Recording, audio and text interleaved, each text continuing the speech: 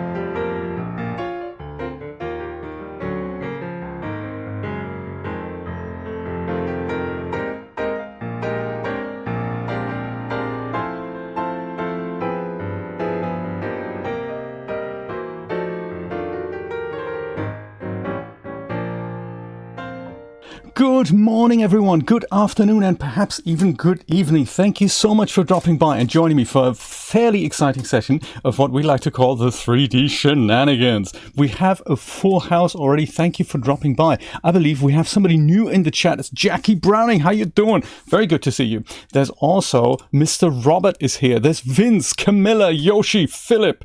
Nancy's Art is here. This is really, really nice of you to drop by. One Max Matora, Mr. Brian, welcome. One of my moderators, Mr. Brian. Kemi is here. The Nico is here. And Mr. Dragonate, no, that was yesterday. Good to see you all. Anyone else who's out there watching who's not in the chat, that's totally fine. You're more than welcome to lurk. That's totally cool. I'm going to try today to put a fairly vague vision into reality. I'm a little bit behind on my thumbnails, I must admit. And it's about, so today I'm trying to make something that will visualize what I'm doing in the video. So in the video, I'm explaining how to place a Genesis 8.1 shader onto Genesis 8.0. And that's a little bit of a tricky thing to kind of visualize. So I've been mulling it over for a few weeks, and I was thinking I'm going to go and have kind of the trunk of a character on the left-hand side, and then a massive paintbrush that kind of basically paints the character with one fair swoop on the right-hand side. And I don't think we need to see an arm holding that or anything. It's just a paintbrush that goes essentially. And then I'll make in Photoshop, I'll make a nice, basically like a blend effect between a fairly plasticky looking character and a really good looking character that's, been painted by the paintbrush, that sort of thing. So for that, I need to go and build myself a paintbrush that's like one of the massive ones that you put wallpaper on the walls with. I thought I'm going to do that in Blender, put some materials on, and then I'll see if I can go and turn that into a nice thumbnail in Daz Studio. And you're all welcome to give me tips of how we can do that better. Essentially, let's start with a bit of music. Do you know, Brian, exactly, and then it turns into this infinite loop, won't it? That's that would be kind of crazy. Let's see, Dreamy Beats 2, that is only 90 minutes long. We can't have that. We're gonna use maybe this one here. That's good. Let's see, and that, do we hear it? We do. That's perfect. I'm going to go and put my little cursor highlighter on. Good idea, Brian. I'm going to have to keep going and going forever, literally. Jackie, I don't think we've met before. Good to see you. If you've already seen me on YouTube, that is awesome. If not, I'm Jay. Good to meet you. And the Sacred Sage has snuck in. That's totally cool. We haven't actually started Sage. That's totally fine. Let's go and start maybe with, well, let's start with Daz Studio, and perhaps with just a reference figure that I can export so that I know where I need to put that brush on. That's kind of my plan. And then I'm going to go and import that into Blender so that we have something that we can, model against. So I'm envisioning the brush to be a fairly simple model of maybe a flat cube and bristles sticking out and a handle on the back. And then the bristles would kind of, move against the body, like kind of like this, something like that. So reference figure is a good start, I'm thinking. We'll just use the regular Genesis figure. We could even use 8.1. Let's be super authentic here. Well, it's going to be a custom character later anyway, so I'm going to use 8 and just put her into like a standing pose. I'm going to do that with the Pose Architect product. There's some really nice, just natural standing poses on the store, but I think the one I'm going to use is just this one here.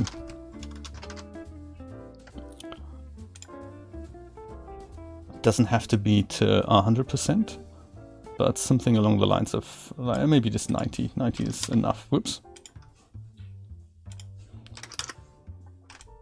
There, like that. And I don't know if we're going to see her from the front yet or from the back, but it's something like that, and then the brush is against that, or maybe from the back. As if she's basically coming out of the factory. Something like that. Yeah, maybe like something like that. Okay, so first step, exporting this out. And I don't actually know if that's going to work well or not, but we'll find out, I guess. I might go and put myself a new project on my desktop here. Paint project, perhaps. That's a good... I've been dealing a lot with projections. Maybe that's why I'm misspelling it wrong. Misspelling it wrong, that's a double negative, isn't it? Mr. Jeremy, how's it going?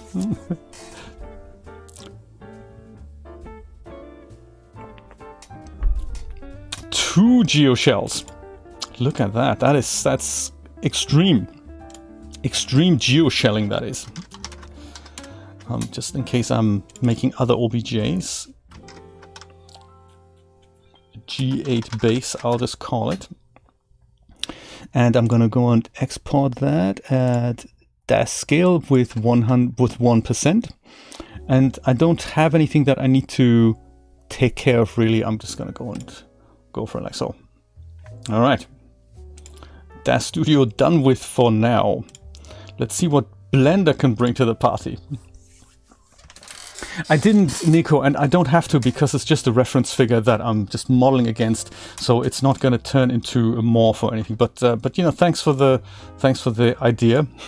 Indeed, always good to think about this. Chris had a really good tip. If you're ever in this situation, and my character thankfully doesn't doesn't have that because it's the dev load, so there are no tear ducts on here. But in case you had something, including clothing that you ever wanted to export, and you don't want to make anything invisible, Chris had this really awesome tip, and I've just started using it. It works like a charm. So if you had something that's parented, I'll just call this a test here.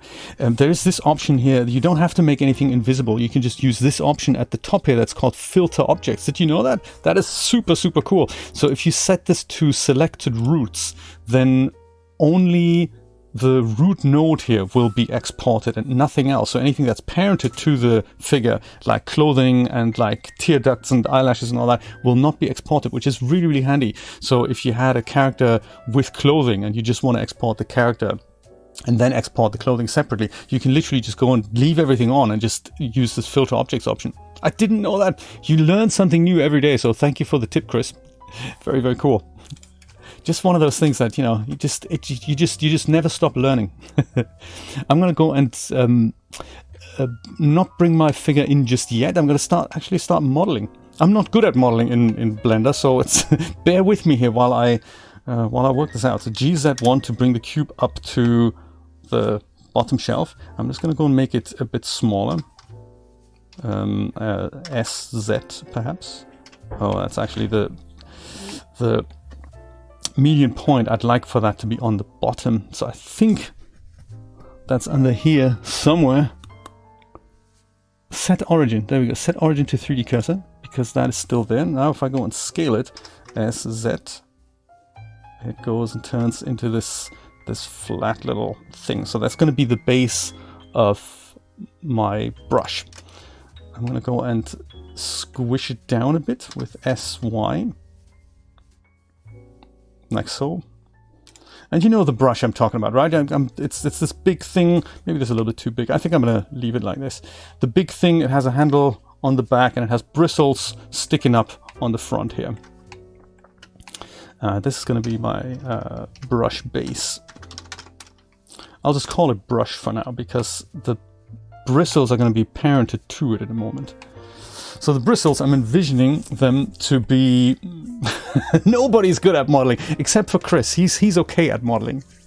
He is, you know, he's doing a good job. He's doing all his little bits and pieces in Blender, like when it comes to shoes and stuff. He does, you know, and it is really just a matter of practice. I think you just keep at it and you stick at it and you just get better at it. I'm kind of hoping. So for the bristles, I'm gonna go, I'll use a cylinder, perhaps a little large, also very high geometry. I don't think I need it quite that high, so vertices maybe 8 will suffice. 6 is probably enough, really, if I'm really honest. And let's be honest with one another. That's not bad. I'm gonna go and do the same thing that I did before with GZ1. Put this on to here, and I think I'd like the bristles also to have that origin point at the center, and that was under object. I've already forgotten. I've just done it. Where was it? Something about set origin, wasn't it? It's right there, Jay. It's right in front of you. I can't see it. Can you see it? Wasn't there something around set origin? There we go, at the very top. Duh. You opened Blender once and then you closed it again. You know, I felt like that when I started with Blender. That was so many years ago, though. The thing with Blender is it really... Whoops, I see this is not the best on the trackpad. I'll go and scale this down, like so. See, the origin isn't quite where I thought it should be. Set origin to 3D cursor. There we go. That's what I meant. That's what I meant. So scale this down so that it's kind of the correct height. Shift Z will make that slimmer. So I'm scaling into 2 directions here, and this could be one such bristle. I'm thinking might come a little bit higher. GZ, like so. And I've just noticed actually that we have faces at the front and the back. That isn't really necessary, so I'm going to go and remove those in a second. But just so that we're on the right track here, Shift Z we'll move that into kind of this position. So this is kind of our first bristle on that thing. And then I can use an array modifier to make more of them in that direction, That's almost all I want to do. I'm gonna apply all the transformations also to the cube here. Just make a small modification on this guy, I think. If that is in fact how it works, I think the bottom face we don't need. It'll help with UV unwrapping. There, that can go. And I think also because I'm going to bend this, I'm going to go and add some edge loops into this guy. So Control R and add some edge loops here like this. Probably going to suffice. There. Ding, there we go. So now we have extra geometry. Okay, just in case we do want to put a subdivision surface modifier on this guy, I'm going to add some edge loops in here as well. Also not strictly necessary, but I'm thinking that perhaps might save my bacon, just in case I need it. I'm not sure if I will. I'm doing that with Control R and then S and X, and I'll just move these guys to the outside here. And then on this edge as well. That's necessary because this is SY now. Otherwise, if I do put a subdivision surface modifier on it, the geometry is going to collapse. So if you put something on a cube, it'll just go turn into a sphere, and that's, you know, totally uncool. The easiest way to create every stylized hair in Blender tutorial. Ooh, that sounds exciting. Thank you. I'm going to go and open that into a new tab so I can watch it later. Ooh. Oh, do you know what? I saw that thumbnail. I've not actually looked at the video, but yes, I saw the thumbnail. Thumbnail's totally familiar. Thank you for checking. Bang, you're dead. Thank you for following. I appreciate that. Bang, you're dead. That is good. Good name. Okay. And yeah, also, do you know what? On the subject of modeling things in Blender, you gotta start with something super simple. So hair might be a little overkill to get started, but it's not impossible. It's just Blender is just one of those things. There's just so much to the puzzle, but it will grow on you definitely. And there's so many funky tricks, and there's so much information out there on Blender. It's really nice. So if this is one of my bristles, I'm going to go and add an array modifier to this that goes maybe this way first, maybe that way first. So not X, we want to go and do Y in two type spaces like this. That's cool. And then we go and make a few bristles here. Maybe that's too many bristles. I don't really mind. Let's just say that's the bristles. Go in that direction. And then I want to add another modifier that essentially adds another array on the other side. So this one duplicates. We only still have a single bristle, but the next guy is going to go and do the same, this in minus steps, so -2 on the X. And then we have that spacing, and then we just go into kind of that. Perfect. Brush. All right. Is it in the center? No, of course not. What are you thinking? Jay, it's not in the center. What are you thinking? Move one bristle, G, Shift, Z, and kind of move that into here. Or actually, be clever about it and look at it from the top there. Be clever. That's fairly center, isn't it?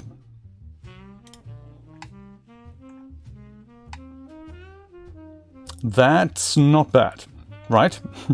Also, as Jeremy would totally remind me, Jay, save your project. Issues could happen at any time. Thank you, Jeremy. Even though you didn't type it out, I think I heard you telepathically. Jay, save the project. Posers a hoser. I love it. Oh, Nico, so you did buy ZBrush then? Okay, awesome. That is very cool. Congrats. Which one did you go for? The full version, or did you go for ZBrush Core? ZBrush Core is perfectly adequate for the stuff that you do in Daz Studio. I don't think the full version is really necessary. what's my project? Paint project here. I'm going to add another folder here that I'll call blend files. I'm going to call this my brush. There. Okay, so before we add the handle, which is fairly simple, I'm going to go and try to move these things the way I want them to. I don't actually know if that's possible, so I haven't tested this out yet. I gotta be brutally honest. Let's see what happens. So we still have that modifier on there. So if I go and bend this guy now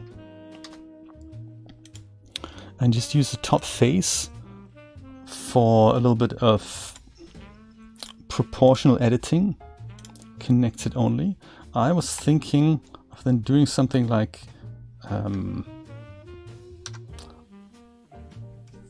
RX, is it? No, you see, this is what's not supposed to happen. I think I may have to apply this first. I think I may have to apply the modifiers first. Let me do that. That goes apply, perfect. It's another point for iterative saving that. And now we're just moving all the top faces, so R, and we go X maybe. No! Oh no, what are you doing? It's because I think it's using the 3D cursor to move these guys around. I mean, it's kind of, it's working, but I think that's not the effect I want, unless I just go and say that. Oops, I kind of GY. That would kind of almost work, wouldn't it? If I just put a little bit of variation into them.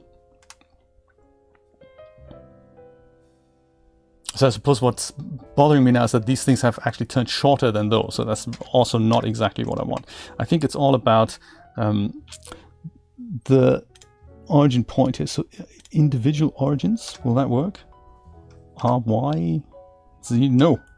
Dude, RX, it's almost better. GY. When I said I don't know much about Blender, I did mean that. Oh, I see. There we go. So that'll do the trick, right? I'm thinking.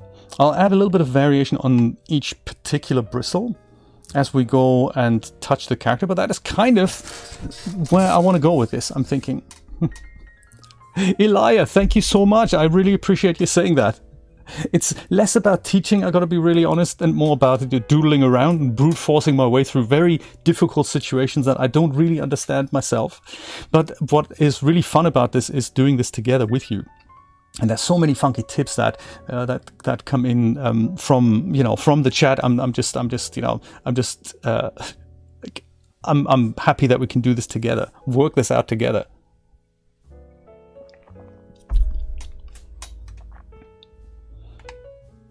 Jay saves the forgotten channel. I'll create one immediately. Hey, this isn't bad. This isn't bad. I like this. I'm going to go and save iteratively here. Just add the plus icon there. And let me go and turn this. In fact, put the bristles, just parent them, I'm thinking, to the brush. I always forget how to do that. I think I use the brush last in this selection and then Control P like that, and then no, see, this is done the wrong thing. It's always the other way around than I think it is in Blender. And now we have the brush here, and then we have the bristles here. Perfect. So my idea then was to just take this and say RX90, like so, and then we'll add a handle on this as well. So that's going to be another cylinder, I'm thinking. And then we'll just finish that off, and then we'll see what that looks like with the like that against the figure, and we'll see if that kind of works. Let's say cylinder, and that can probably have a few more bits and pieces here. Let's make it 24. Make it a round handle, and we'll go and do it actually again because once again I forgot to take the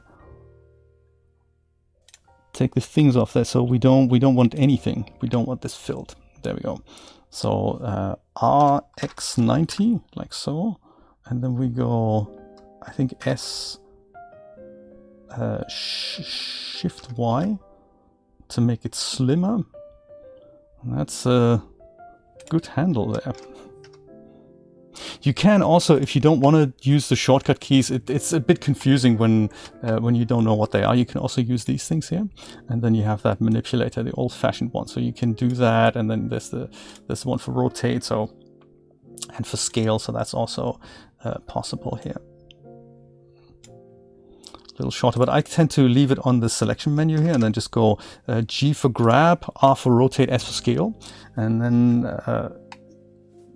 type the axis of what you want to move. So G for grab, followed by nothing. It just moves it around wherever your screen is aligned to. And then GY will highlight the Y axis, and now it just moves it into here. And then if you wanted to move it along the X and Y axis, so just on the bottom plane, you basically go and say Shift the axis that's missing. That's a weird thing to remember that, but the Z axis is up. So if you go G, Shift Z, then both the X and Y axis will be, or you can move it along those axes, but not along the Z axis. So it's kind of nice to move it around that way. I think I might go and apply all transforms and just go and add a little bit of edge loopage here, especially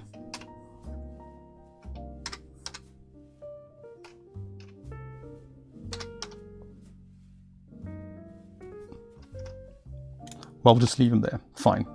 Okay, I'm just going to go and add one more kind of here, just so that my grip doesn't collapse, and I need another one at the kind of top here.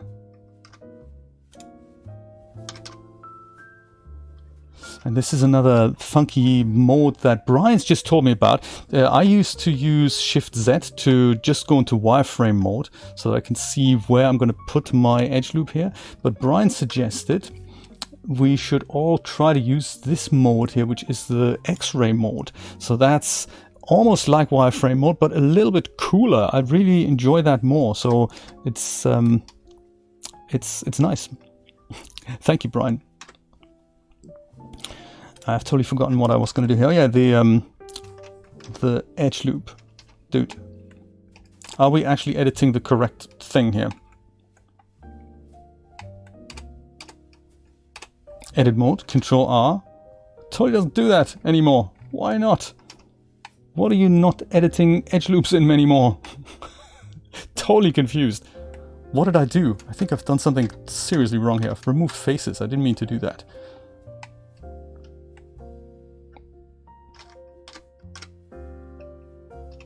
Oh, I'm still on proportional editing, that's why. Duh. I just meant to move that to the top so that just in case we add a subdivision modifier to this place, to this piece here, it doesn't collapse. I'm also going to shade the smooth. In fact, I'm going to shade all the objects smooth. Shade, hello, smooth. Wasn't here, shade smooth, there we go. And the bristles as well. And then we don't see the chunky look on that anymore. Then it appears more high poly than it actually is. Okay. Oh, and then this grip needs a fill at the end. Like all select and F. And then that is that. Perfect. So let's see what happens if we go and save it first of all and bring our figure in and see how that would work against the body and see if that's actually, if that looks good. I think maybe just thinking about it, the grip here is maybe a little bit too chunky. So S Shift Y would make that a bit slimmer, like so. There. I could also probably go ahead and extrude some pieces here so that it looks a little bit more like a grip, maybe.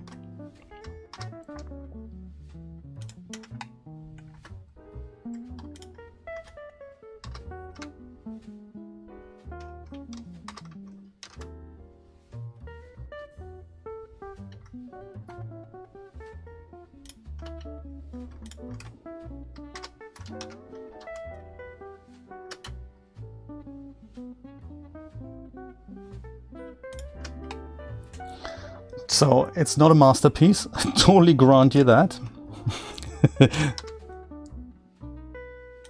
But hey, it's got a little bit of shape now. It was the cheap one from the Home Depot. NFT it, yes.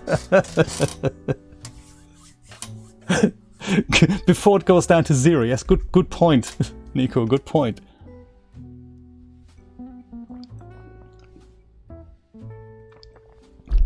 I totally forgot about your response now. Which one did you get? The full version or the what's it called? The core version. And Neville, how you doing? Good to see you.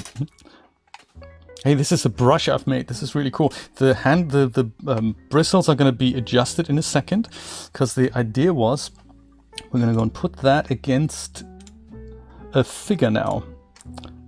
Control P and parent that. See, no, that's also incorrect.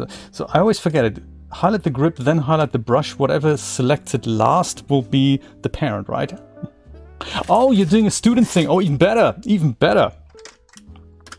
Object, that's it. And now we have one thing that we can move here. Okay, let's move, save, and import our Genesis figure and see how that's gonna look against that. OBJ, Genesis base, geometry, don't split. It doesn't actually do anything if you leave that out. If you enable this split by group, then it turns into separate pieces. But I'm kind of liking the idea of just not splitting that at all, keeping the polygroups intact. Ascania, thank you so much for subscribing. I didn't know you were not subscribed to my channel. Good to see you, buddy. Very good to see you. And also Vad, thank you for subscribing. I appreciate that. Welcome to the channel, all of you. So here we go. This is the figure, and we can see the brush might be... Oops. The brush might be a little bit too big. That's easily fixed, right? All transforms is also... Did I apply that? I'm not sure if I did. That needs to be all, you know, smaller, like so.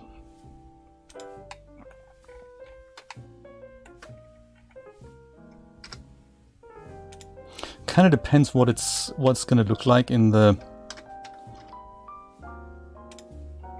thumbnail with the correct framing.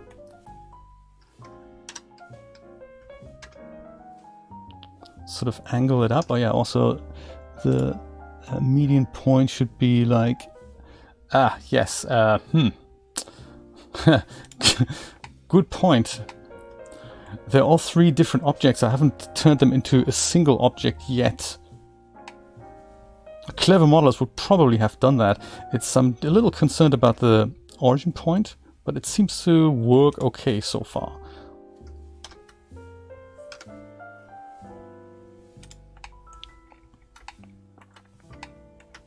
So the idea just behind, those of you who've missed it, the idea behind this is that I'm gonna go and the idea of the thumbnail is supposed to be we're turning a Genesis 8 character into, no, actually we're adding a Genesis 8.1 shader to a Genesis 8 character, and as such I want to basically paint her in the thumbnail, just have like something like that, and that's what I'm making. So I've made myself this brush here, and I'm just about to kind of, you know, give her a good slap of paint, and the idea now is to bend the bristles so that essentially I'm doing that.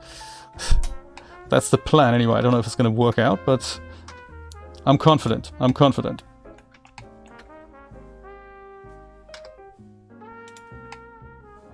Maybe even rotate that around a little, like so. And the thumbnail would be something like from here. Weird Science X, how you doing? Good to see you. Good to see you. And Panther, how you doing? There we go. I've just explained it, so there we go. I'm glad you asked. I'm glad you asked. I don't think I have to worry too much about the bristles actually. I might go and just go and roll. See, no, that's incorrect. What am I doing? Bristles.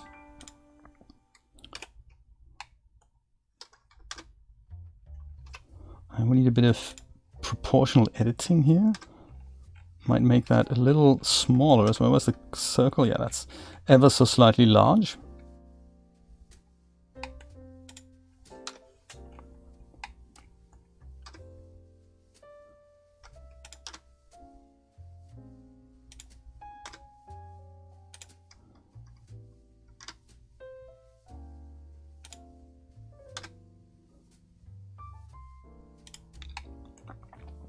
And all I wanted to do here really is to add a bit of variation so that not every bristle looks the same.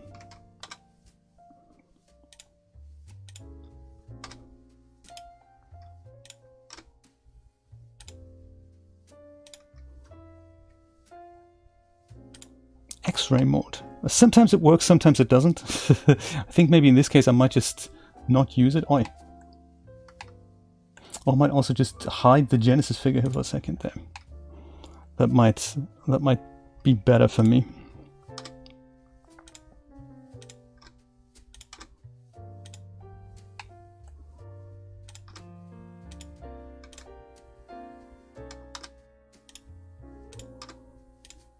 I'm sure that's just much better ways of doing this, but I just don't know. Also, is it going to be noticeable in the tiny thumbnail that we're actually making? It doesn't matter. I'm having fun. That's all that counts, isn't it?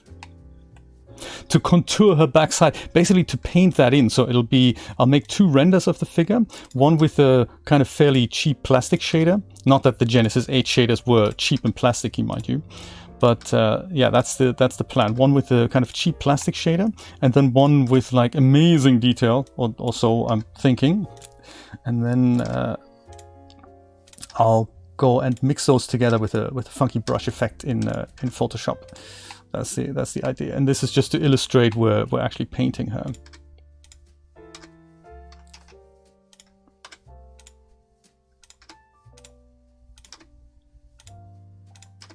Those we're probably not gonna see. There, brush has seen better days. There's also, of course, the whole thing about putting the material on this. This is going to be interesting as well. Extreme and fast body painting, yes.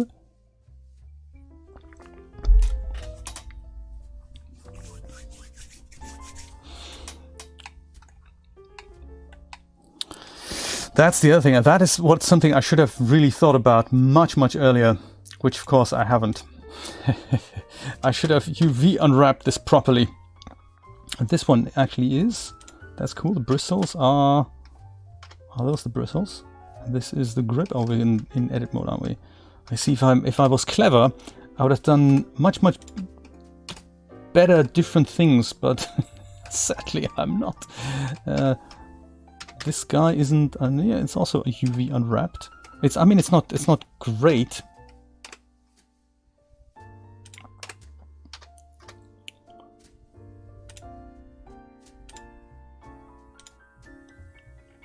Is that better? I can't actually tell.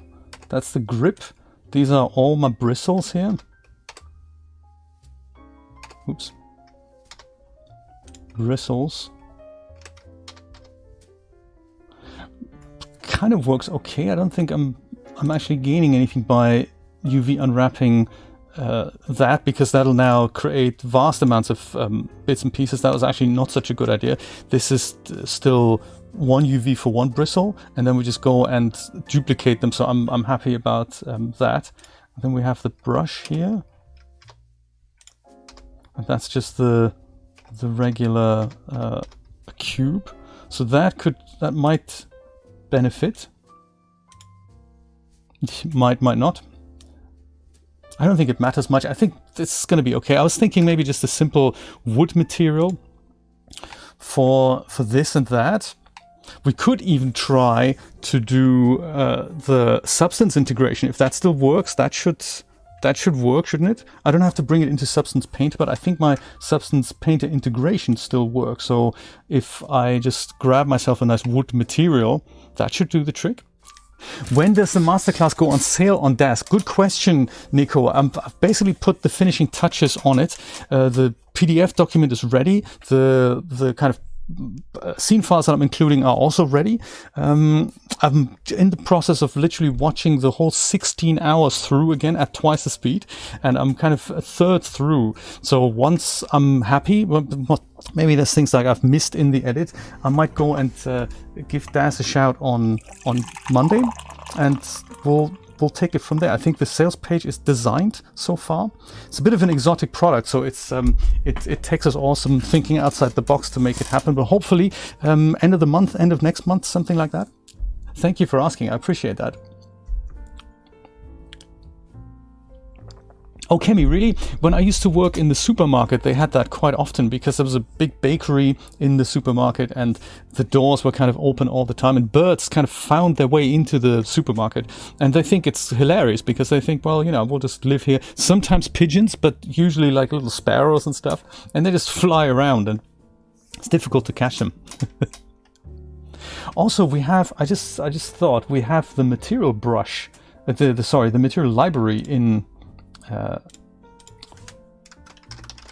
Blender, don't we? Let's see if that can help me out. This is kind of grip mat here.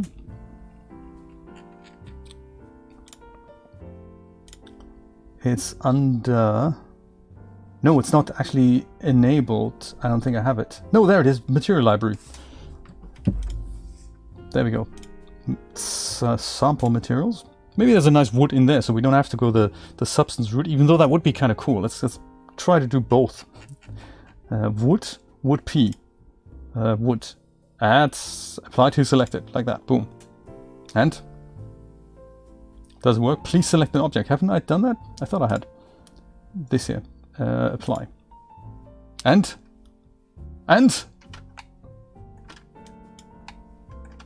Oh, that's the grip. I should have selected the grip. There we go. It's gone on there. It's not bad, but it's also not awesome, is it? What other wood do we have? Like this one here. Apply selected like this. And thinking about it. They didn't buy anything. No, sadly they didn't. And then there's wood boards. Apply selected.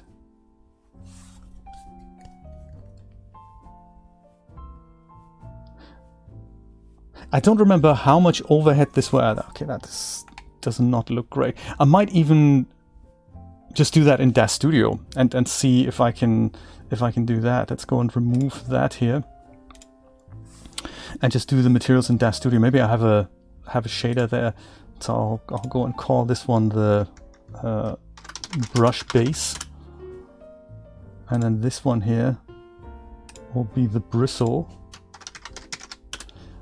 Don't think we need high detail on that anyway. And this is the grip, and then technically should already be in a fairly good position. So let's see if we can just export it and see what that looks like in Daz Studio before we do any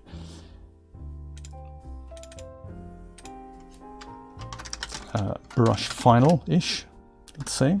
Scale needs to be 100 times larger. We want to do selection only, and keep vertex order. It probably isn't necessary here, but I'd like to pop that on anyway. So since we haven't moved our lady, we can go and import that into here, and let's see what that looks like.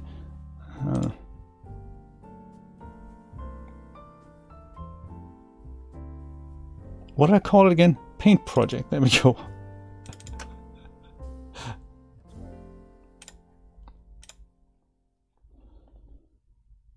And that's probably okay at Daz scale. There it is. Haha. Brush final, and we have surfaces. Yes, bristle, brush base, and grip. So maybe those two could have some wood, I'm thinking. See what my array library has in regards to wood. There we go. Monochrome wood planks. That maybe planks is a bit mahogany floorboards. Yes, something like that. Walnut semi-gloss. Let's see, shall we?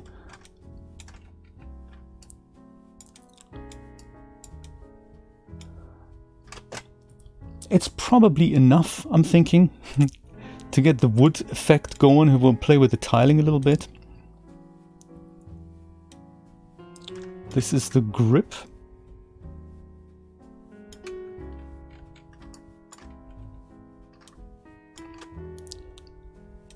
If we wanted to make that a bit lighter, that's also perfectly fine. Then we have the base. Oop, that's still that. That's the base tiling.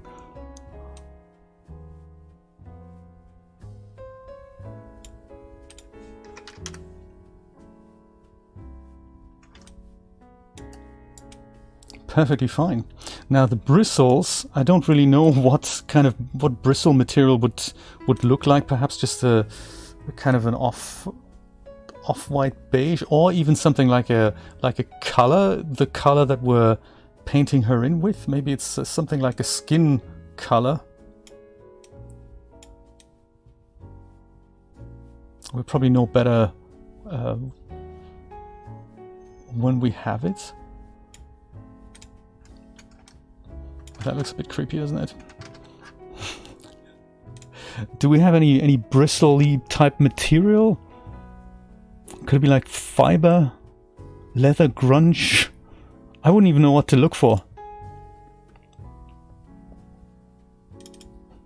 Bouquet material, also not bad. That might work for that. Hey, that actually looks like bristle material, doesn't it? That looks not bad. Let's see if we can play with the tiling a bit. I do like that the tips are now colored in. That is kind of cool, isn't it?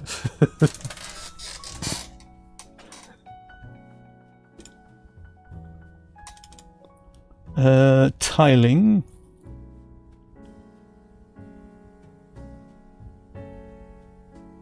Let's see which one does what. That is that.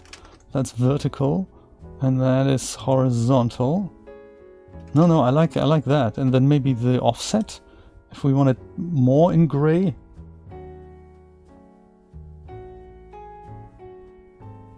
That's not bad.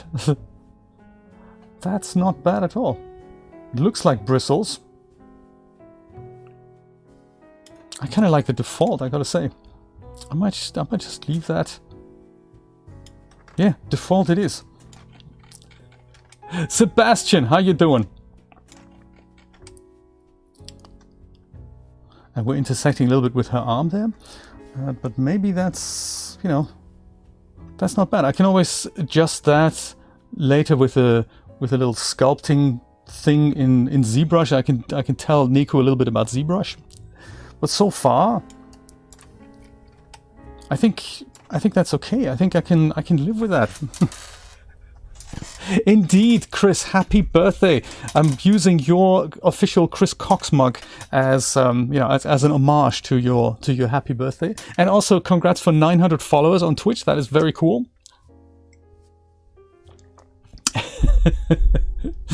Very nice, very nice. Chris, good birthday bash yesterday. I had a lot of fun. I watched you play Destroy All Humans. That was very cool. I hope you had a lot of fun. I'm thinking maybe I should try playing that game. That is very cool. It looked very funny. I think I picked it up on Epic when it was free. Very nice. Chris, exactly. Give the man a shout out, Brian. Thank you. That cup is great. You know what? And they've just sent me an offer that should work on... that doesn't work on Chris's mugs, though. There is an offer on my mugs, though, the WP Guru mugs. They have... let me see if I can find it. I think you can get 10% off mugs right now. Bear with me, caller. Once email loads, you type in a code that says Twitch10. That is for my mugs. If you want to buy my mugs, sadly Chris sells mugs from a different marketplace. I think if you want to buy my mugs that said WP Guru on it, you can go and get yourself 10% off with Twitch10. Sorry. I thought Chris and I were on the same mug merchant provider, but I guess we're not, so I just thought discount mugs. That's how my brain works. I didn't mean to smuggle a promo in there, not at all. So let's just stick with this scene then and quickly frame this up, and then we'll go and make this little adjustment with the bristles. My goodness, and then we're done in under an hour. That's crazy. I hadn't expected that at all. Oh, we also need to do a bit of lighting and see what that looks like. So maybe give it an hour and a half. But yes, let's go and do framing.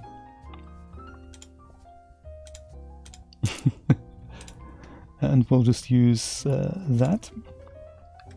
And we'll probably go and put a camera together here. Hello. There we go.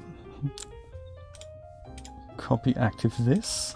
Then we have that. And the parameters will go and say, make it a bit longer, like 120. And there's enough room for logos and stuff in there. And text elements as well, so I'll keep it wide deliberately, and then in the final I might zoom in a little bit more. But yeah, for now I think I might keep it like that. And then this is going to be, I'll do that in Photoshop. Oh, that's another hour that we need, of course. Do we need depth of field? We might not. Don't know yet.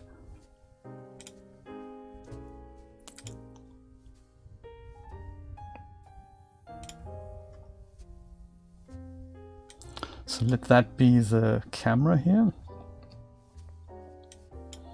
And then here we'll see if one of Cake 1's light sets can help us out. Maybe that's under render settings. Maybe they're all over the place, aren't they? So I'll go and just search all products for it. Click and render. I'm thinking maybe the pastel edition here. That would be neat.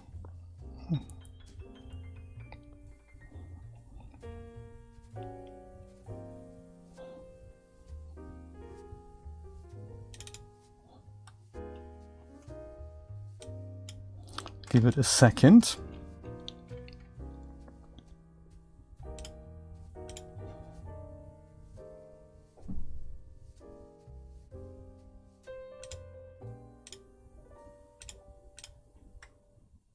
Oh, did I actually apply it? Maybe I wasn't. There it is. Perfect. Filament takes a second to catch up on the same effect.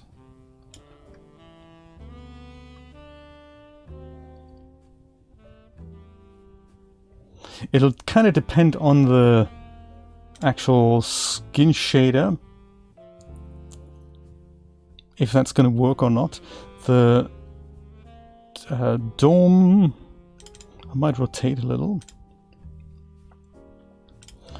Try 90 just so that we get the light from a different. Oh no, let's not do that. Let's not do that. Let's try minus 90. Kind of working. I think I liked it this way, and we can just smuggle a point light in because I like the separation of the character. I don't have to worry about that then. That's quite nice. Sebastian, another coffee donation. That is really nice of you. Thank you. I really appreciate it when you do that. Thank you. It makes me smile every time. Thanks. Super unexpected. I love it. So little lights then maybe.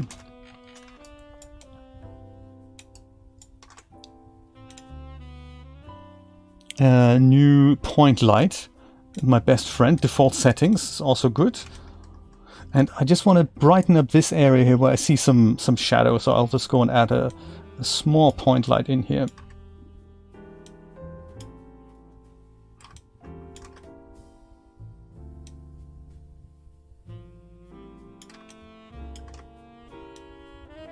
A little further away, kind of here maybe.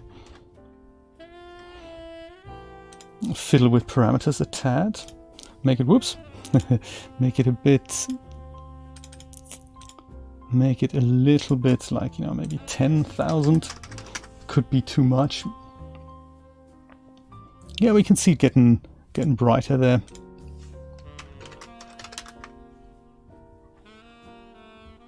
Yeah, also maybe we could just go over here a tad. A smidge. As Darren Lyle always used to say, a smidge, a very small amount.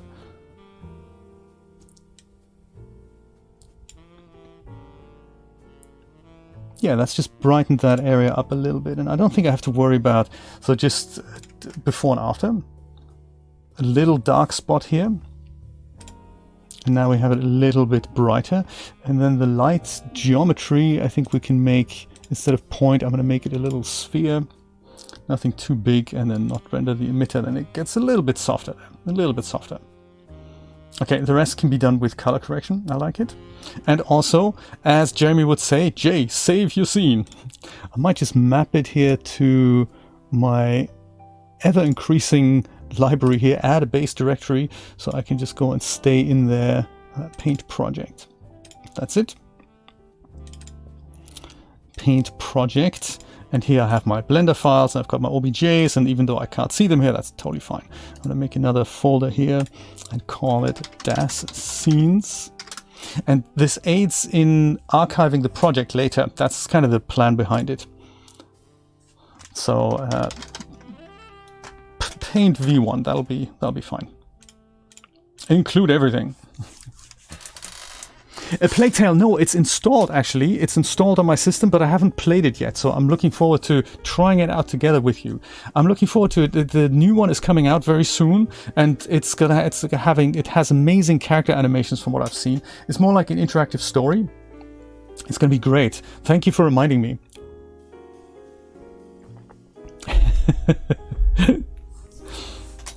So give the lady something to wear, turn her into a custom shape.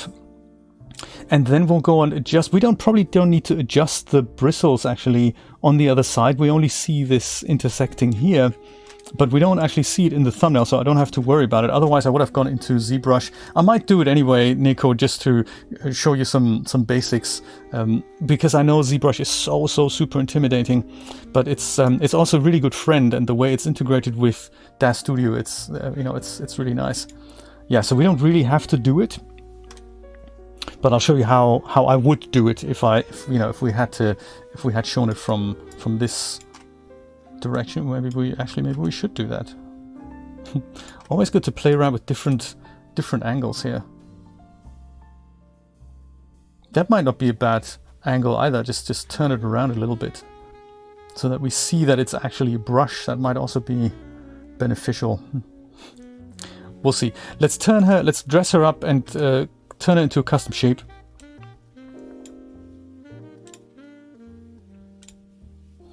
Adjust my filament draw options node here a little bit so that the filament preview isn't quite so blown out.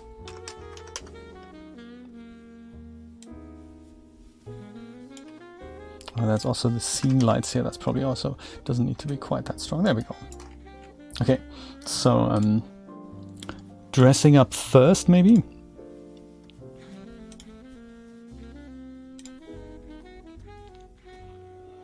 I've recently bought some new items. I don't know, are they installed? Was there anything suitable in there? They're neither installed nor do I remember Bandau Twist Bikini. Always a favorite to go to. Let's do that.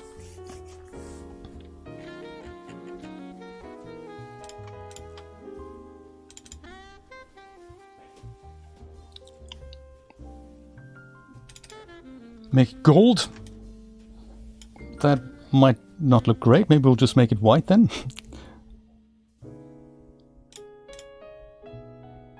Or silver rather. Silver's good. Let's do silver. Silver, that's nice and neutral. Okay, so she's a Genesis 8 figure, so that's actually authentic because we're putting the Genesis 8.1 shader on that. Exfoliator 5000, yes. Oh, have I? Sorry, I've totally missed that. Thank you for atting me. That actually, that gets my attention sometimes. I won't make her back furry. Panther, I'm going to have a look. What's your question? Hey Jay, I noticed in your last stream you brought in an animated Mixamo model into Daz Studio. Correct. Is it possible to do that with custom models? Because they don't seem to work. It'll depend. Do you mean animate them? Or do you mean just bring them into Daz Studio, Panther? So you can import them if they're a suitable format, like OBJs usually work.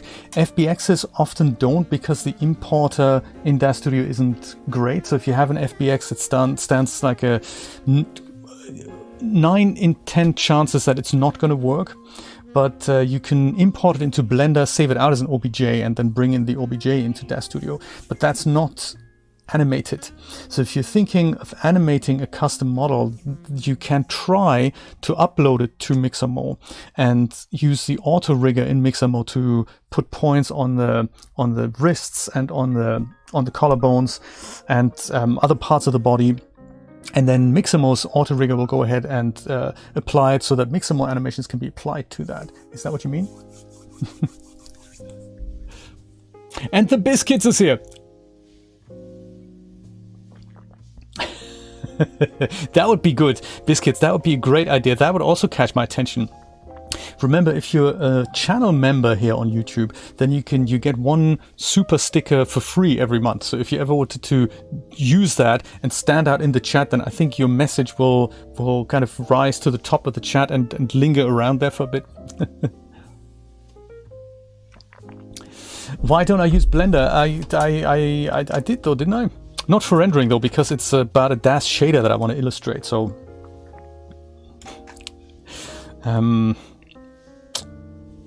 let's see here, material and also shape. Something with a kind of muscly back would be nice.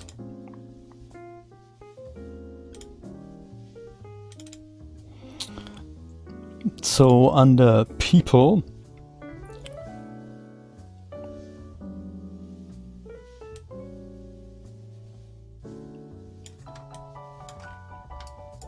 we'll just go through a few and see which works best, which one might look cool. Oh, hello, that looks a bit, that's small.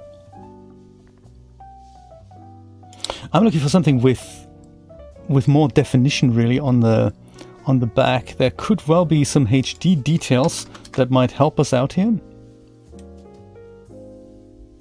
Something like that.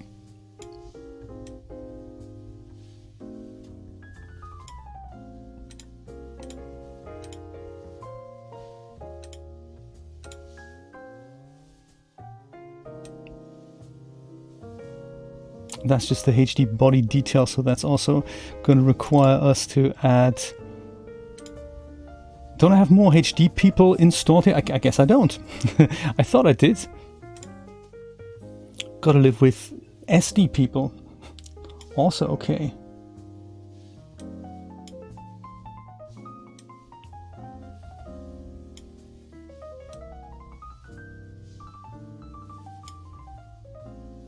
That might be nice. So that extra bit of definition. Charlotte, will keep you in mind. That's looks a little... Let's not do that. Bridget, no. Edie, also a possibility. But then her back kind of collapses, and so no, let's not use Edie either. Thank you though. See that exactly. That'll get my attention, Brian. Every time. Oh, you don't have that option. Biscuits, that's crazy. Brian can do it. Panther, okay, say I export an OBJ from Blender and then rig and animate it using Mixamo. Can I then bring it into Daz still animated? Yes, yes, absolutely. That should work. That should work. Because so the problem with Mixamo and Genesis characters is always that the Genesis rigging isn't really compatible with what Mixamo needs. But if you bring in something like a Mixamo character or a custom character that is added to Mixamo and then rigged and then exported out, that should work. So that'll work. In fact, I've made... Is it here? Can I show you? Can I show you? I think I can show you. I have made...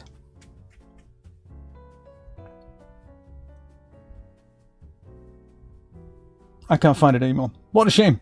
It might be, it could be on one of my other channels. This could be on youtube.com/3D Shenanigans. There we go. I think I've uploaded that there. Have I? Yes, look at that. The masterclass animation. This is something that I've made with that principle. So it is, these are Mixamo characters and they're animated and they're coming straight out of Mixamo. So that works, and this is rendered in Daz Studio. So yes, that works with your custom characters as well. If you have some that you go and upload into Mixamo or to Rig'em and then apply an animation, get them out, this is what they'll look like. And that works inside Daz Studio. So yeah, I've made that in Daz Studio. So that will work, Panther. iPad landscape worked. Oh, it hit it in portrait. Dang. Biscuit, thank you so much for trying. Technology, eh? Yes, that is something, Camilla, we don't really understand why they don't have a PayPal option on YouTube to pay with these things. That's bizarre. Got a custom character. Let's slap a good-looking material on it. In fact, let's slap 2 good-looking materials on it. Ideally, I would of course use a Genesis 8.1 shader now, so maybe I've made a big mistake. Yeah, I have, haven't I? Dang, I wanted to showcase the 8.1 shader, but it'll be too much work to put it on here for now. So actually, I'm going to go and replace her with an 8.1 version. Ding! And I think I may have more 8.1 people that might work with that. Could use Jinx Jones's body in HD. That'll work. I might do that. Yeah, B version. Goody. Let's do that. And then I'll apply the down pose to her, and then that'll be the shader. I might not use the Jinx shader because that's fairly dark on the skin complexion. I'd like to use something more neutral, but I do like the body shape, so it's a very defined shape with very HD detail. So let's see. Oh, it's different for different countries. Dang, Mick, that's terrible. Who's gonna understand all that? Yes, support. Crazy. There we go. That's nice. Before we get demonetized, quick, find that bikini. And then everything is fine. But this is a nice trick from Brian. Just turn the character around and then there's no nudity. Everyone's happy about that.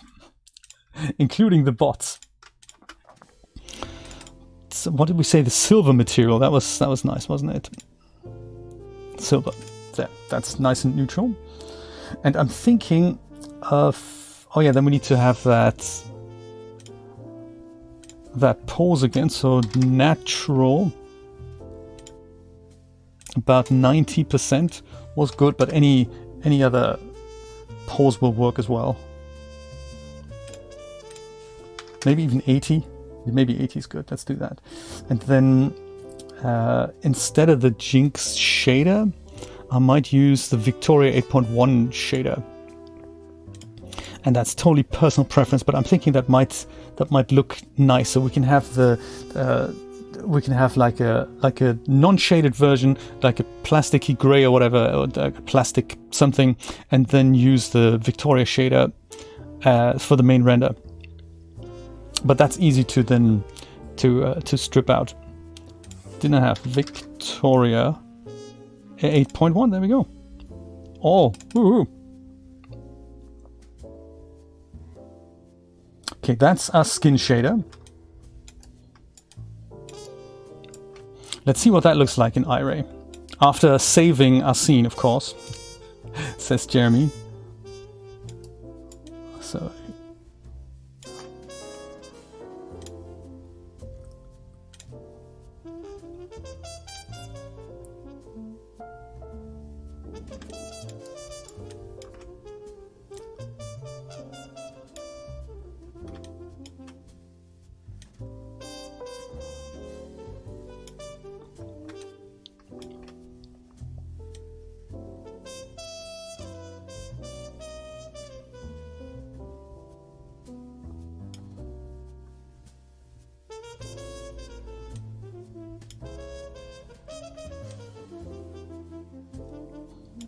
I just want to make it really obvious what we're doing here.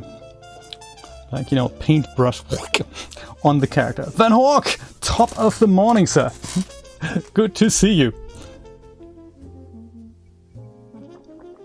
Cutout opacity, did we need it? I don't think we needed it in the end result. Was there a need for cutout opacity?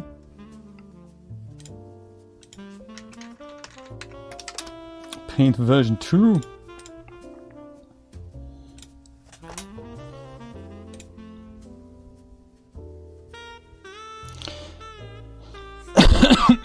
Sorry. Hello, Daz Studio. Are we good? Are we friends? 1920 by 1080. I'll make that a little smaller. Like that, and we can probably live with 500 iterations. And then let's see.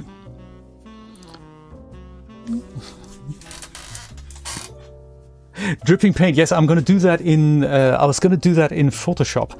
So the idea is I'm going to render this twice, once with a real good looking shader and once with just a kind of a plastic shader, and then I'll do the paint overlap effect in Photoshop.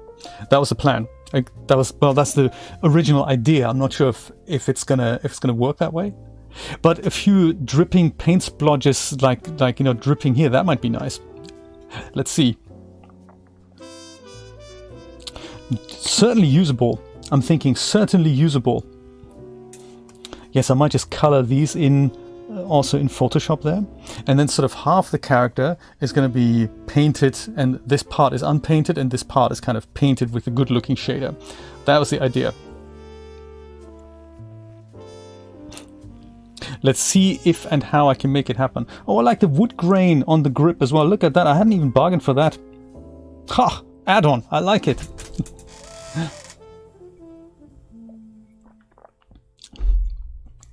Yes, Van Hawk, absolutely. A mesh grabber is a nice one. Although it's one of those things, the features that it has are also available for free inside Hexagon, and it has more features, whereas mesh grabber costs you money, but it's natively integrated into Daz Studio. It's a tricky one. I'm good with this. I'm good with this. Let's see if we can somehow do this combine this in Photoshop. I'm okay with this. I'm good with this. I'm thinking, should the brush be turned? Should we play with the angle? But I think for a YouTube thumbnail, it's okay this way. So environment dome off. I think we're kind of good here. I'm gonna go and save this and just render it out a little larger and see if we can get to the post-work part already. I might go and crank the iterations up a little more to 1,000. But I think that's all we need. I'm thinking. Super save. What is it? Oh, super save. Let's have a look. I'll totally have a look at it. You said it's daz3d.com super save 4J. What does super save do? V3 Digitypes. Okay. What do we do here? Super save your scenes. Super save your time. Super save Pro. Incrementally. Oh, Brian, I like it. Ding. Wishlisted. Thank you for the tip. Jay never needs to save his scenes ever again. I like it. And you can have a little... That's interesting. I've never heard of that product. Thank you. Okay, Kemi says, rotate the brush 180 degrees over it a little and add dripping effect. But then we wouldn't actually paint the character though, would we? Then we wouldn't show anything I've modeled, basically. Because the brush would then just point towards us. Do you think that'll work? I'm happy to try it out, see what happens.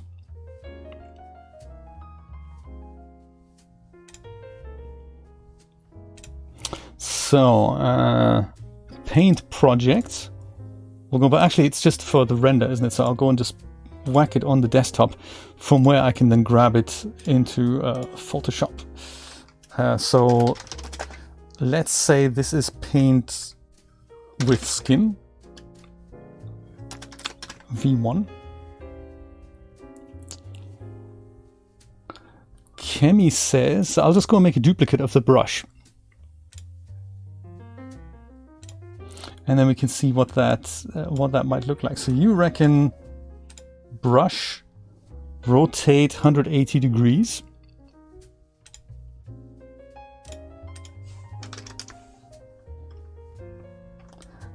And the grip's kind of sticking out of her back, isn't it? You don't mean literally 180 degrees. You mean something like this, right?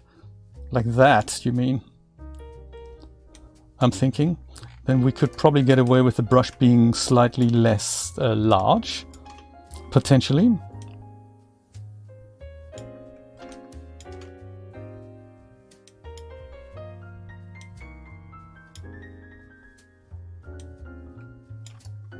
And just have paint dripping from it.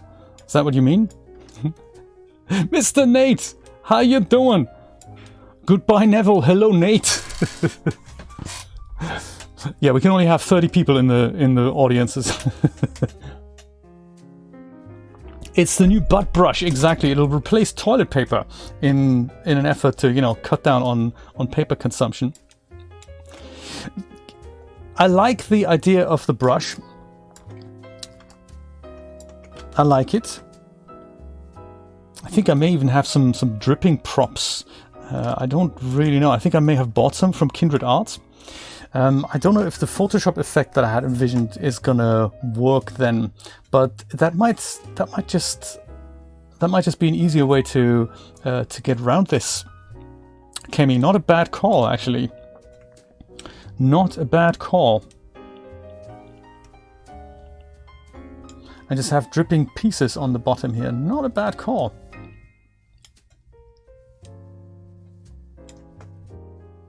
Photoshop effect still might work if I just do it this way.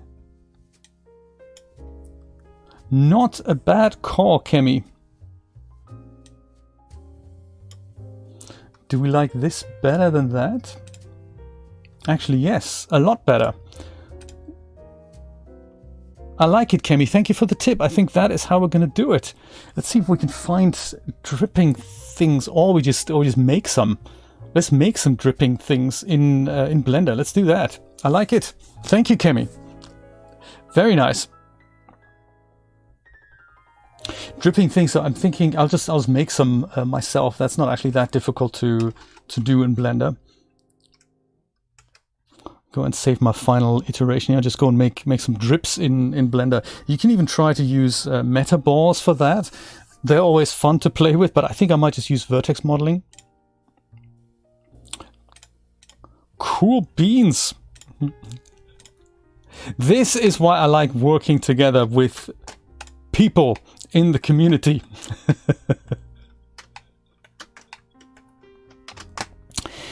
Metaball. Let's see if I can remember how to do metaballs, because they're kind of blobby little objects here.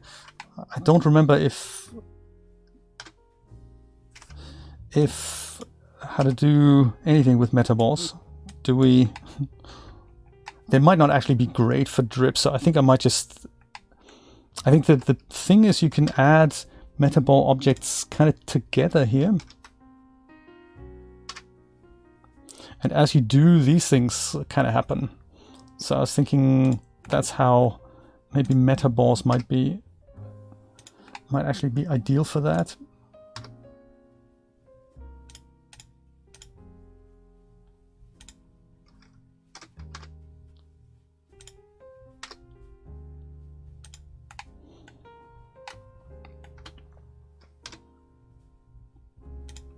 So the cool thing about these is you don't have to worry about the geometry so much. I mean, they do look like that, but if you add another one, no matter what thing they are, they always kind of stick together like this, you know. So you don't have to worry about liquid simulations and things. It's just, you know. That's one blob. Yeah, they're kind of, I think they're a bit of an outdated concept, but the idea is you have these blobby shapes, and when they reach each other, like if I go and grab this one out, it just goes and separates from the thing. But if I go and come closer, there comes this vicinity in which they just stick together. And yeah, it's just a cheap way to do all kinds of, you know, fluidy, drippy things.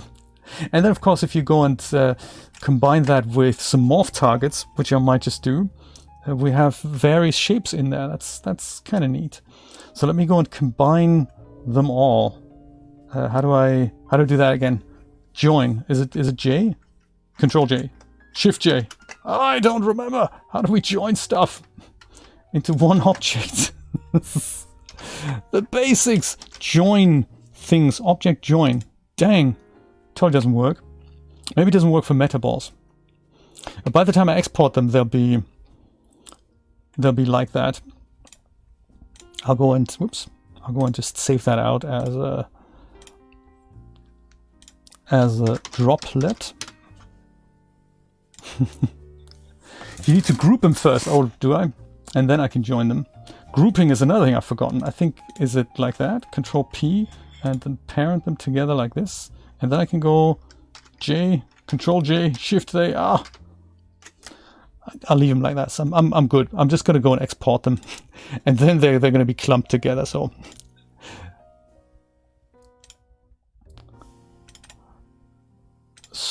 droplet. And that's something I might have to do a couple of trips into Daz Studio for. We probably don't need it, but I like doing it anyway. Oh, is it UV unwrapped? I don't actually know if they need that. We're probably okay without it. Just before I do this in here, let me go and do this on another instance of Daz Studio so that I can go and do morph targets and stuff. I just like to have 2 or 3 different types of shapes. Might be different for them. That's possible. Yeah, Control J. Yeah, that totally didn't work.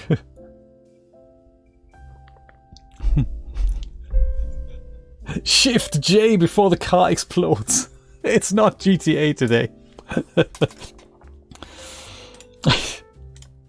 Nate, I've tried to look into Raft, and it's, I'm not getting the vibe anymore. I don't know, maybe I've given so much time to Raft. I wasn't actually that excited about Raft, so it might take me a few hours to warm up to Raft again. Paint projects, OBJ's droplet. There we go. Let's say 100%. See what? Ooh, hello. That's he's a massive man. that is big. That is big. Let's see if we can import it at slightly smaller scale. So maybe 10% was probably, yeah, that's still large. Large enough for us to do, stuff with it. Goodie. So in Blender, I'm just going to go and make a few shapes of this so I can have it as a little morph target here. So don't save because we had that already. Then I'll go and import my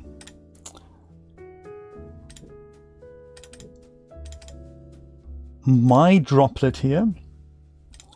And that is also massive now.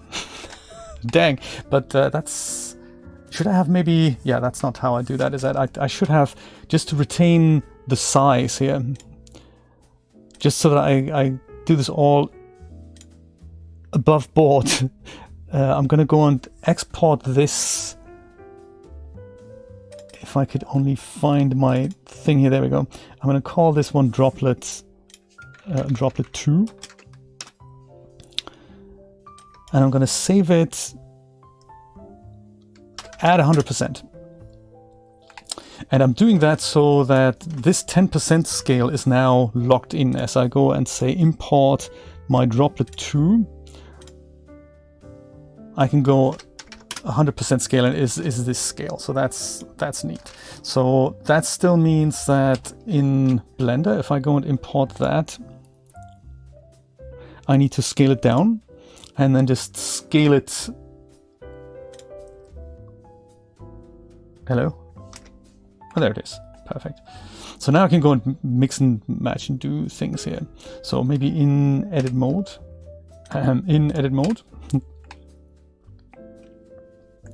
I'll use proportional editing and a bit of the old face mode here. Whoops.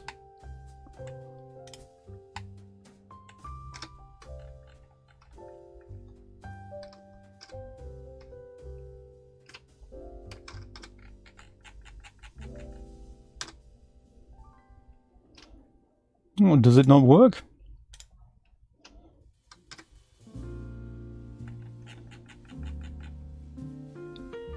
There we go.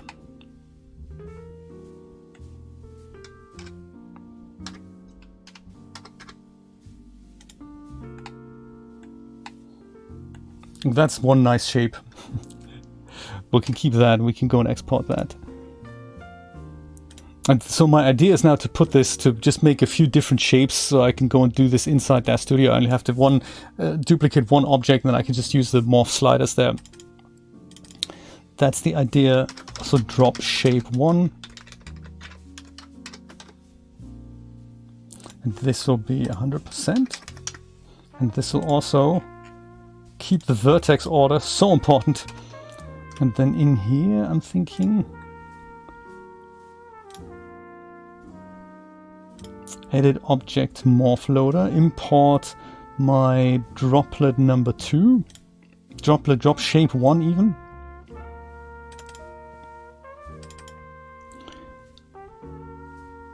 Drop shape 1. Does it work? Yes! Awesome! Oops! Ouch! That was unexpected. Why did that happen? Oh, because I know why. That was not good.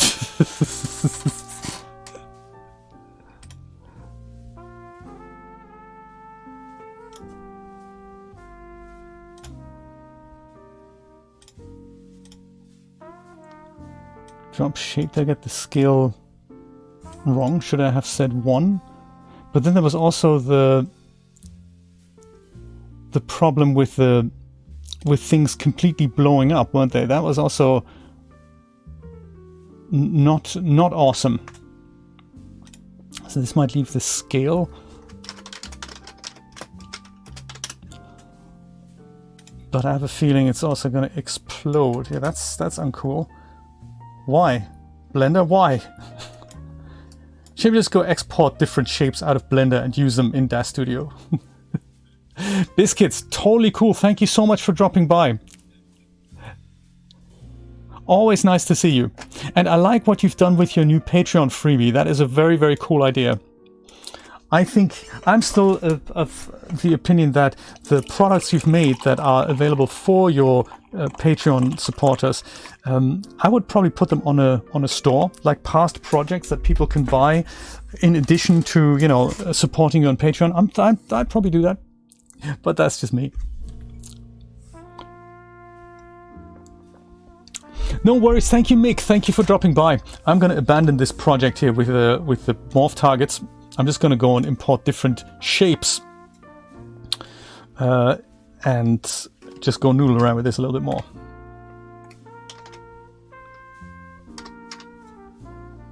Oops. Like this could be a little bit of a smaller one.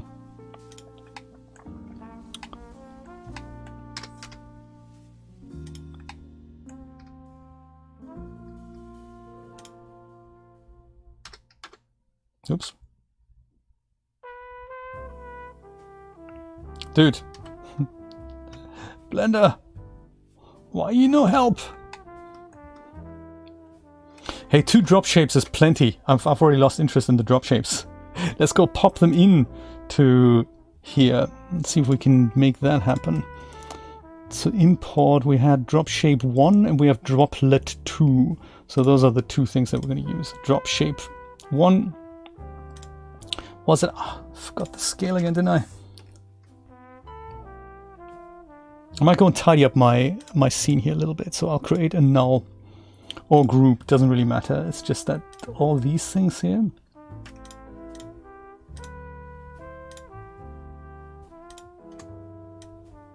They can go in here, including the camera can stay there. And then we have another one for figure. So this is this is tech here. And then we have another one, null or group, doesn't really matter. This is figures. I don't need to see them either here. including actually the brush that I don't need, that also goes in here. And then this brush, since we're gonna keep it as it is, then also goes into figure. So then we have, you know, less stuff here, and I can worry about bringing in my droplets now. So droplet 2, and that needed to be, what did I say now? Was it 1%? No, it wasn't, was it? I'm getting confused. Didn't I just export this at the proper scale? Was this the proper scale?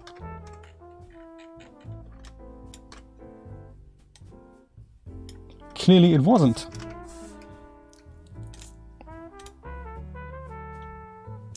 Droplet 2, wasn't that good at literally regular size, wasn't it? Yes, almost. Haha. I think we like the origin point at the top here.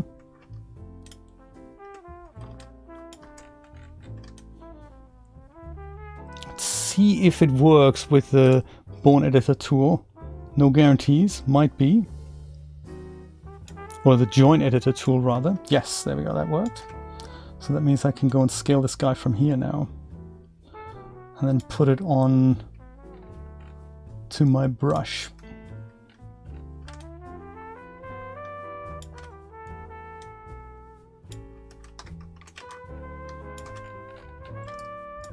This is where multiple viewports really come in handy. Not so much the way I'm using them, but if you had like 4 or so, that'd be good. I don't really work with that often enough, but it'd be really good to let me try this out. Maybe I can do that for like 4 views, and then we're going to move this away. And then these things, they don't need the aspect ratio here.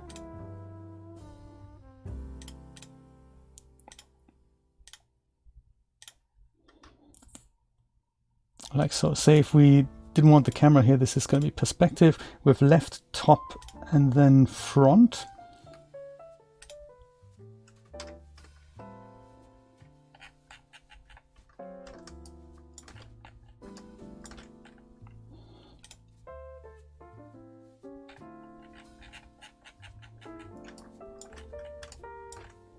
And then of course, being pernickety and all that, we put them all into filament.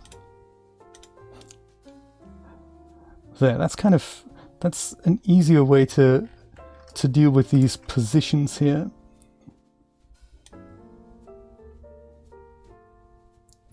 And just watch it in multiple viewports until it's dangling from where you want it to dangle. So like in this case, maybe that part of the brush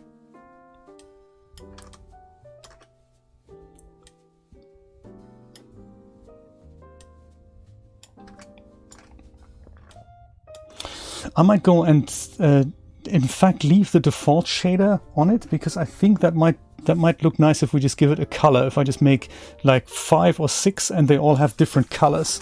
I'm thinking scale it. Why do you think? I might just scale it a little bit more overall. I might just go and have it, you know, slightly smaller overall, because it some might just, you know, drop down and some might be directly on the bristle. I'm thinking something like that. So default shader is going to probably work. And let me just go and make... will instances work here? I think they will, won't they? I think. Create instance. If I make multiple, they're going to be dotted all over the place. So that's not going to help me. If I make it like so, it'll start in the same spot. I thought, no, it doesn't do that. Dang! Okay, forget instances. Let's make duplicates then. Fine. At least they'll be in the same spot here.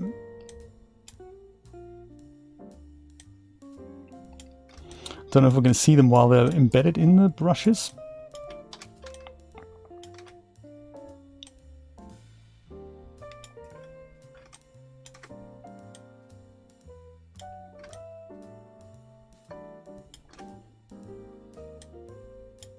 Might also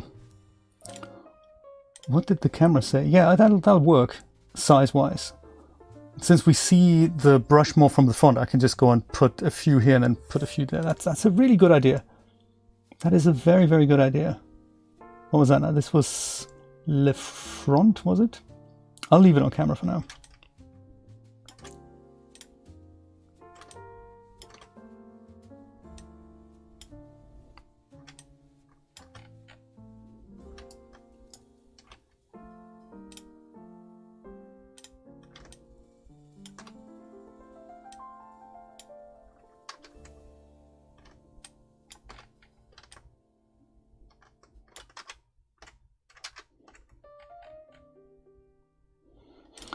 I might make my brush unselectable. Perfect. That is better. Alt move, I don't think so. Good question. I don't think it does. You could set yourself up a shortcut key for that. Let me say Alt this. No, it just moves it. So if we wanted to have that as a shortcut to duplicate nodes, I think you can go into Workspace Customize. And then in here, I think it's under Edit, Duplicate. There we go. So maybe we'll go and, hello, change keyboard shortcut. And I might go and say Control D. I don't drop anyone to the floor right now. So Control, is it, let's do Shift D, because that's the Blender shortcut key for that. Shift D is already used for animate to delete action. Yeah, that's totally cool. Override that, apply, accept, rejig. And then with this selected, Shift D has made, in fact, a duplicate. Yes! Woohoo! He might go a drip down from slightly further down.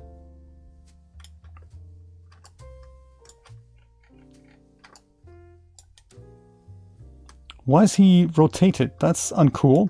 I didn't mean to do that. Oh, because I didn't make a copy of this guy. Duh. Gotta use the unrotated guy. Just dot a few of those around here.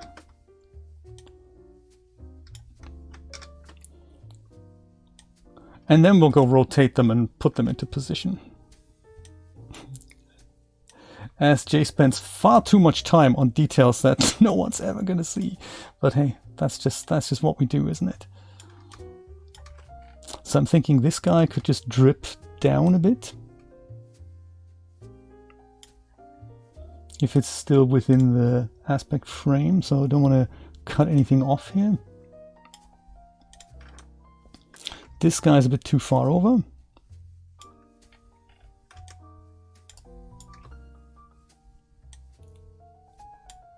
Dripping paint, Kemi. Very clever.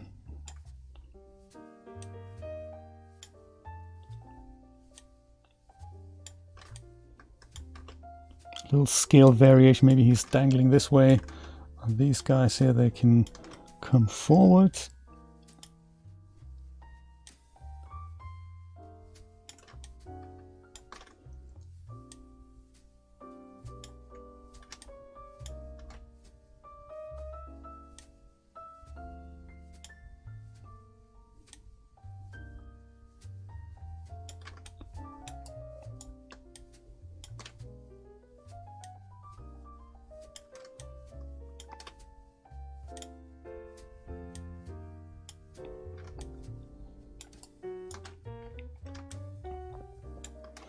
And then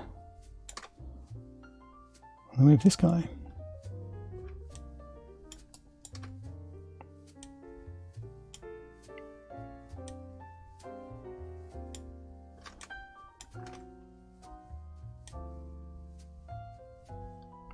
That should be enough, I'm thinking.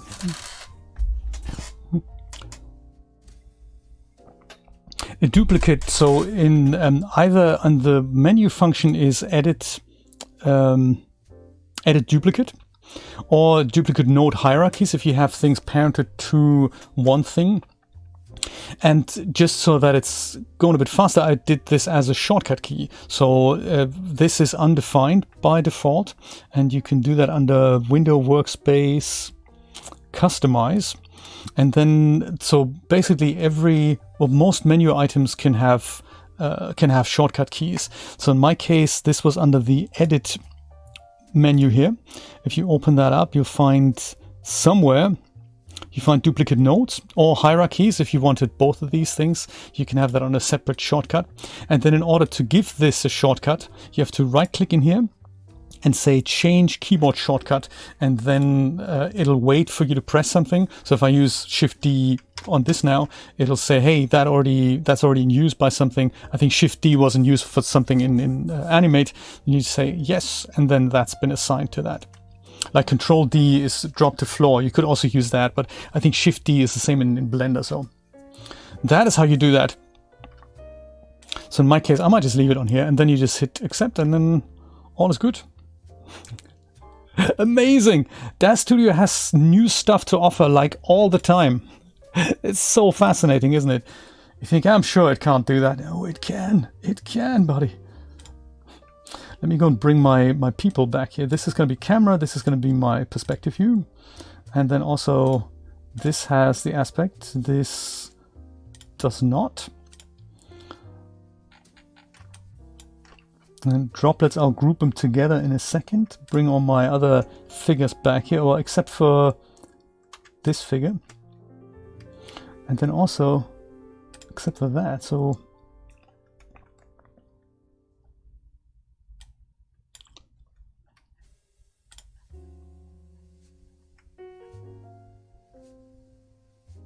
I think we need more droplets. I like the idea of having more droplets on this side here, just to add a bit of variation.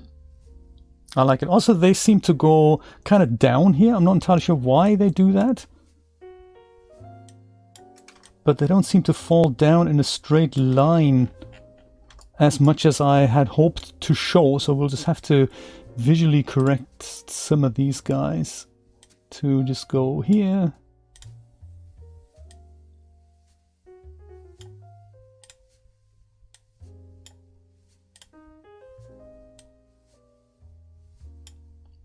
Yeah, they seem to be too far away from the brush. Oh, this guy hasn't even been put into proper position yet.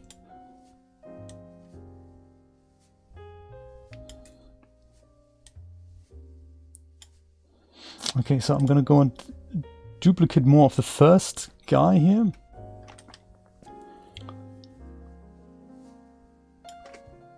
Is this him? He's here. That's the first guy. I'm just hoping he's unrotated.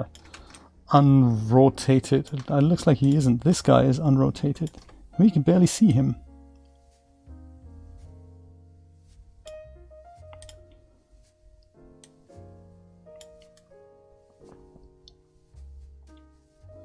He's the first guy, isn't he? No, he isn't. This should be the first guy. I've screwed him up now. Dang. This guy here. I'll call him original droplet.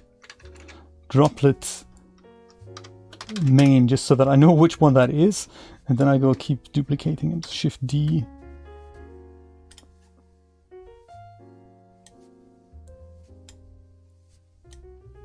Move him around, make smaller, drop down. Also, you know, make wider for variation.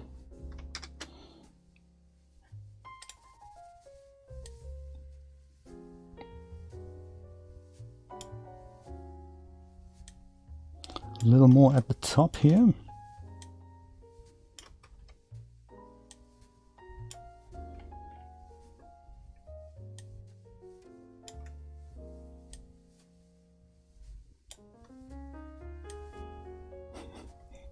And you have to have the patience of an angel, of course.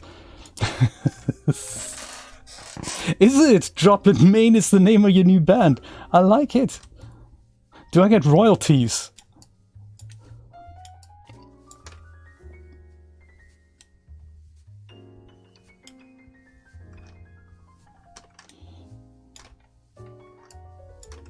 Is that enough droplets maybe?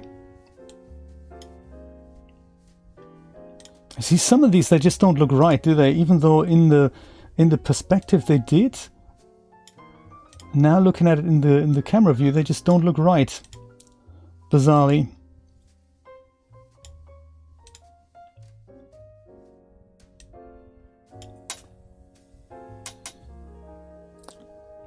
Let's color them in and be done with that.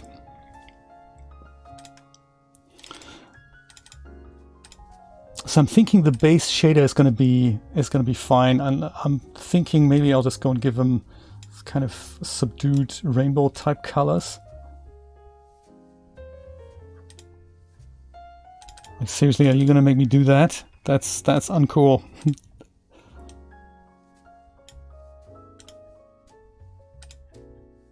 It is.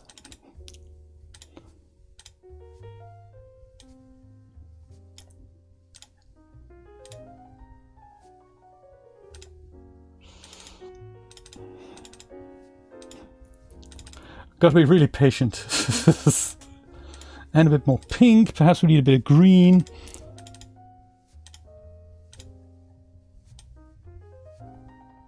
Like a happy, friendly kind of green.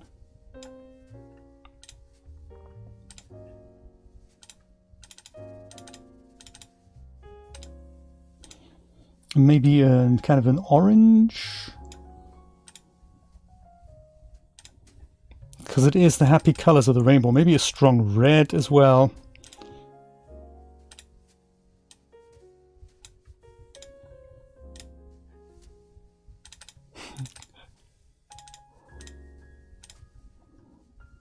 Perhaps a nice kind of a pale blue here.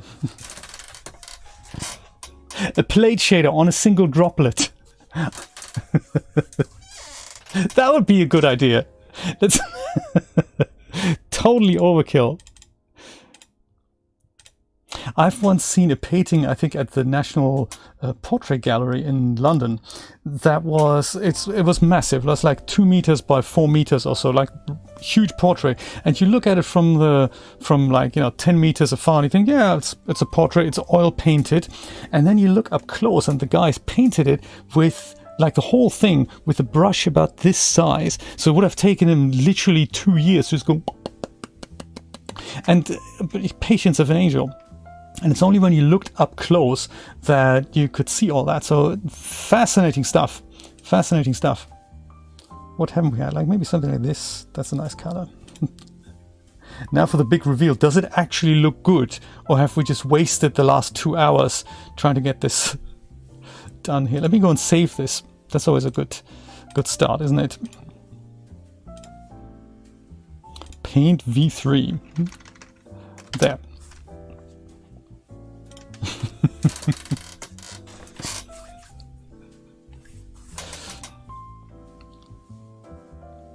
I feel like we need a couple more at the top here. Maybe I can just steal this.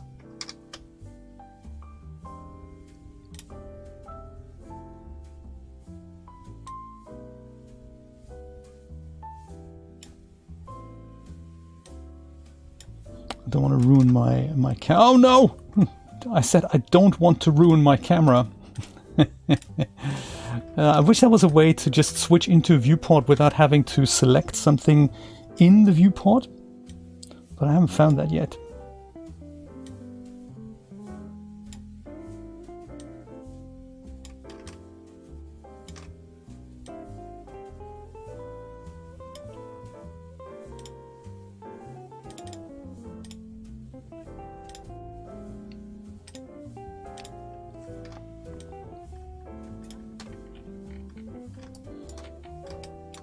Okay,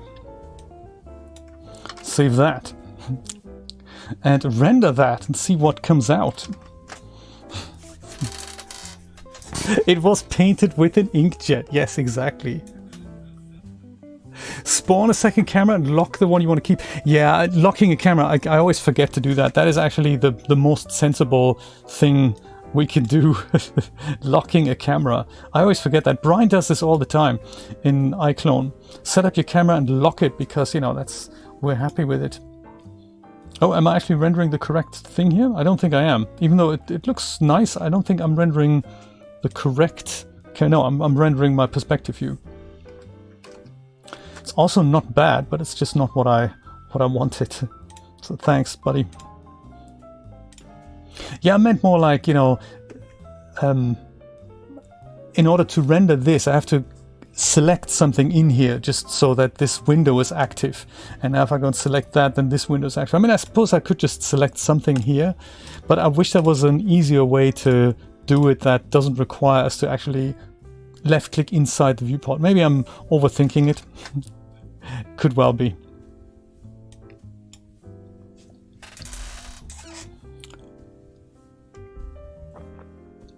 Yes, I suppose I could click on something that that isn't there. It's just, in this case it works, but if you have something where literally everything's an object and you didn't want to select anything without having to, there's always workarounds. That's not, I'm not debating that. It's just that there is, it would be nice if there would just be a way to let us click, say on, I don't know, on the top here or something. But we can't do that here, so I don't know. You can always use this menu. I don't know. I don't know.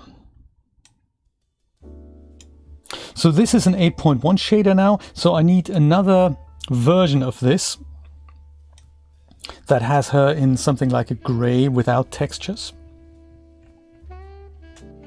And then in Photoshop I'll just go and split those two things up.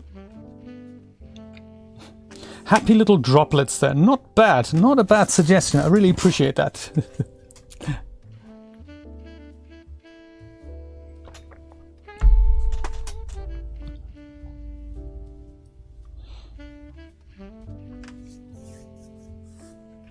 Subdivide the droplets. They are going to be the whole thumbnail is going to be like this. You know that, right? It's not going to be. This is not going to be the 10 by 20 meter portrait for the National Portrait Gallery. You know that, right? They're going to be. It's going to be, the thumbnail's going to be like this. People are going to watch that size thumbnail on a mobile phone screen like that, making it kind of like that, like a tenth of a stamp size. Volumetric light. No, I mean yes, but perhaps. Planescape V2, we're going to call that. And new shader. So now this figure here.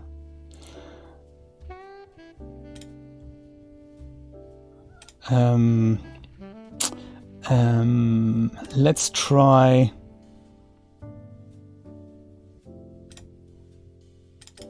One of the PA scripts here, script textures.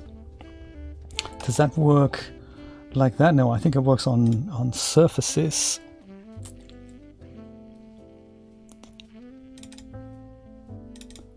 Tear duct eyelashes. Nope, there we go. Surfaces. So with all those selected, I can do that, I think. And then all the textures should disappear. Indeed, yes. So then we'll go and add. I mean, I suppose. Just a pinkish type color, kind of a skin type color, or just gray. Gray is probably good if it's just.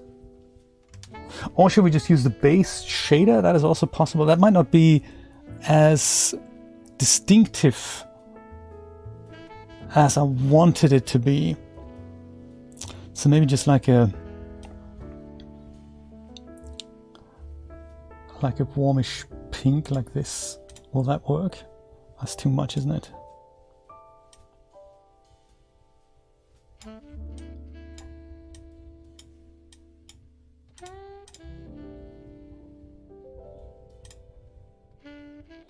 Something that looks extra trist, which is doing the Genesis 1 shader or the Genesis 8 shaders a great injustice because they're not bad.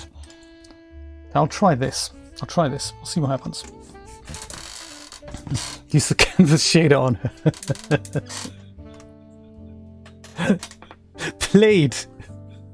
I say played. Let's be Scottish. Tartan. And while that's rendering, I'm gonna go and see if I can do this exciting Photoshop effect there that I hadn't actually thought out. the color of the droplets also possible, Van Hawk. So much we can do, isn't there? The video then releases in 2023. It might be confusing because I'm trying to show plain versus better. That might be, this is a nice plain kind of look. It might be a bit too bright, so I might try it again like no skin V1. I might try it again in slightly just darker.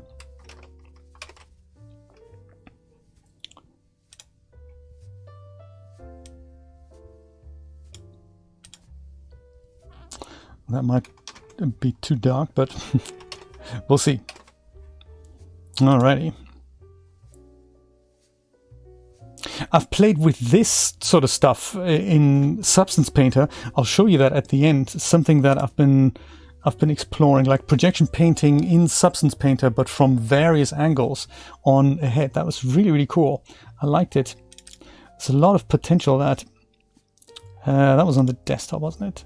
Desktop Paint Skin V2. That's the one. We'll start with that. Exactly, time for relaxation and creation. I like that as well. Let's give you a kind of a plain background for now, and we'll fill with that later. And this is, I'll call this good shader. Whoops.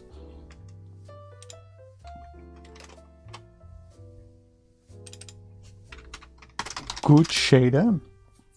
I love to try doing a whole character like that, not just the face, but the whole character. It'd be really, really cool to try that out and see how that goes. Okay, this one here, I need to go and quickly save this. So this is now plain no skin V2. That might look nice and plain.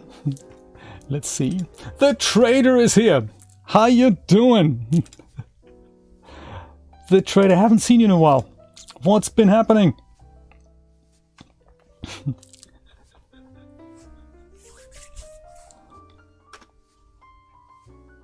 There we go. So we can mix that and that together with hopefully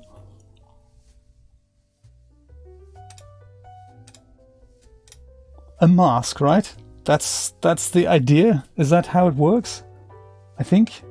Put a mask on this. There's nothing on the mask. Now we go and draw with black, thereby going to fill in that stuff. Perfect. Exactly. So if only I would find the suitable brush. Now that looks like a paint brush, something like this. Is this good?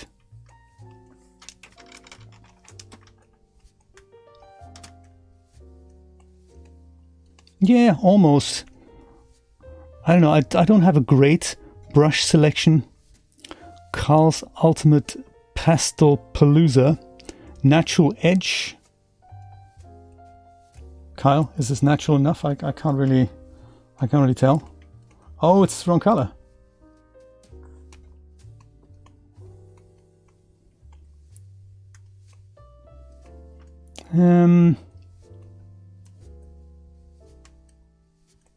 I think I liked the one before that I had there.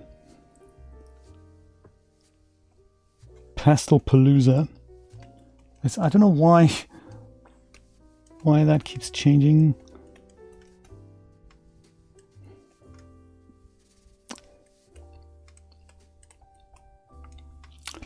Could do Pastel Palooza Clunky Charcoal. Clunky Charcoal, maybe. Clunky Charcoal it is. Okay, perfect. How do we clear the mask? There we go, that's how we do that.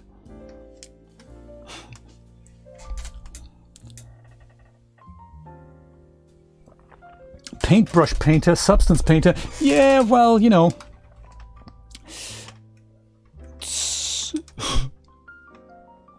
I like to keep it simple and just do a bit of photoshopping today.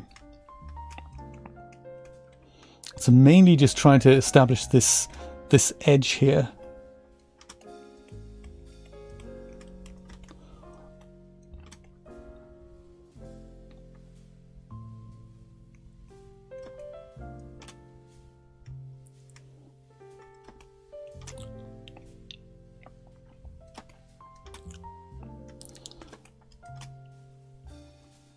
And I think we can probably separate that a little better.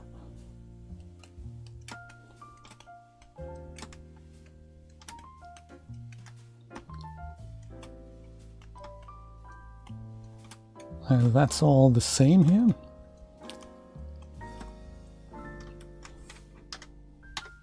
Actually, that was kind of nice to have that not quite painted in on the side here, maybe.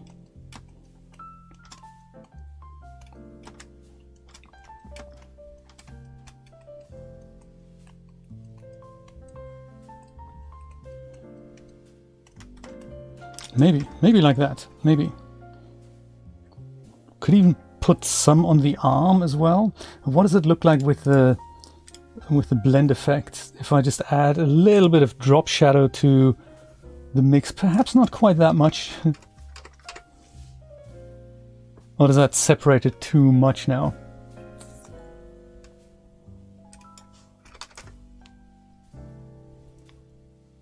I can't tell. Thoughts?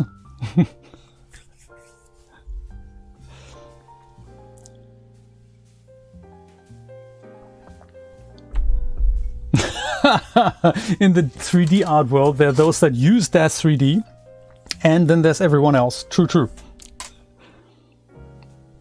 Maybe just a smaller value here. I do like the idea of emphasizing the edges a little bit. I just don't know if it works all that well.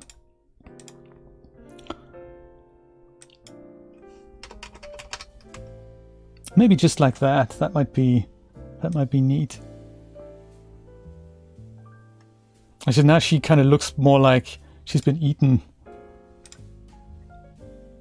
with and without. Maybe I'll leave it without.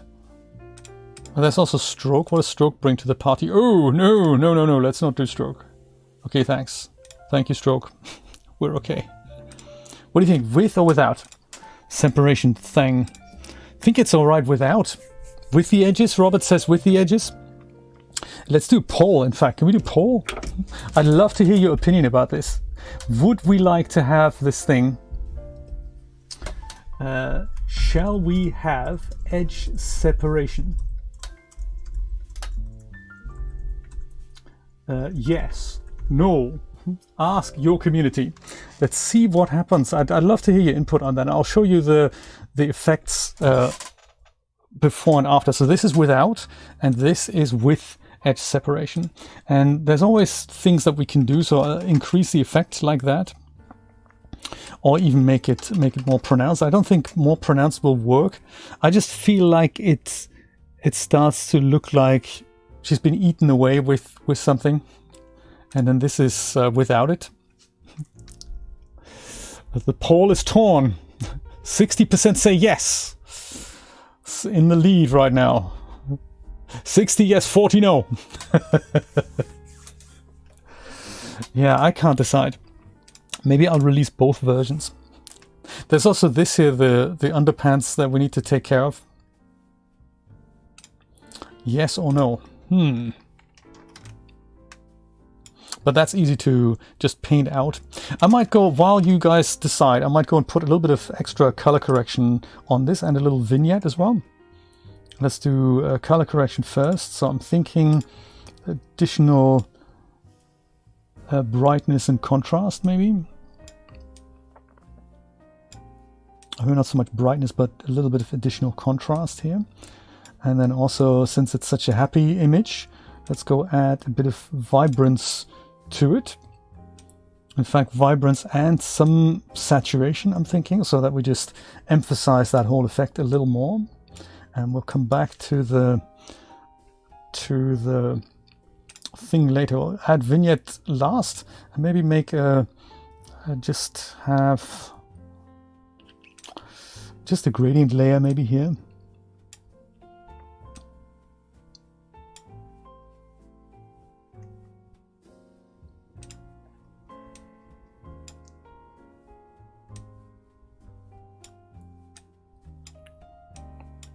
Just to break up the background there. Not sure about the color. I'm thinking I like the idea of what we had earlier, like not that, more like a derivative of something something like that. And then up here,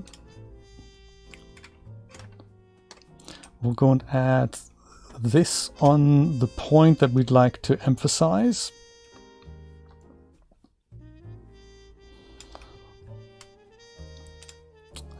Inverse.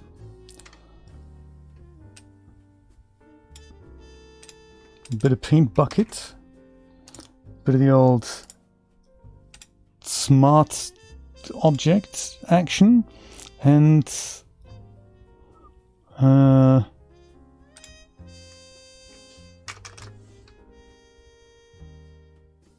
bit of vignette action. Maybe that's actually too much. Because no, that was actually okay. That, and then we go and turn this down a tad.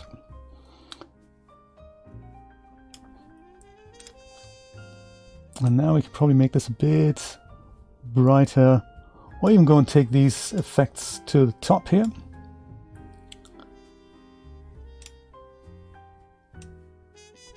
No, actually they work better on the bottom, didn't they? So vignette last, and then...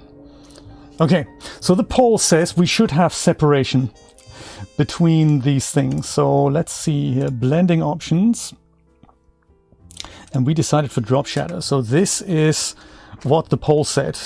I'm going to take care of this. I'll go paint this out so that there's no artifacts on her underpants. But hey, if that is what the poll says, then that is what the poll says, isn't it? Okay. We'll do it. Thank you so much, guys. I appreciate that. 62% of you said there should be separation. So I'm totally down with that. Let's do that. We win. Fantastic, Kemi. Oh, really, Rosa? No, I've not heard of that. Very cool. Do you know there's another one that is a 90-minute movie, and that was created entirely in Poser. That was also quite an eye-opener. I'd like to watch that. It's freely available on YouTube, and of course I've forgotten what it's called.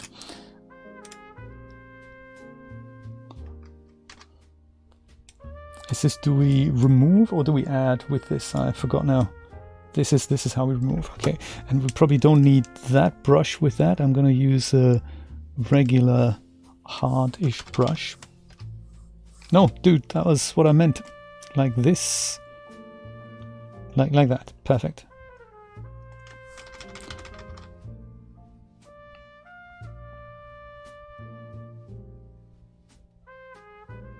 Right, so just so that the effect isn't on the clothing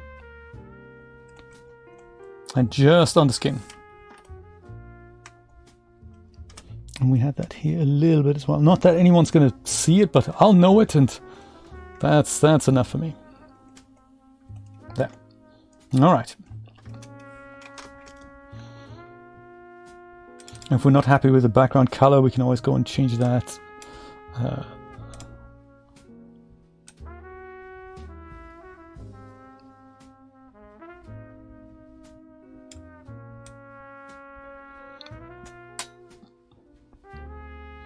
Oh, I don't know.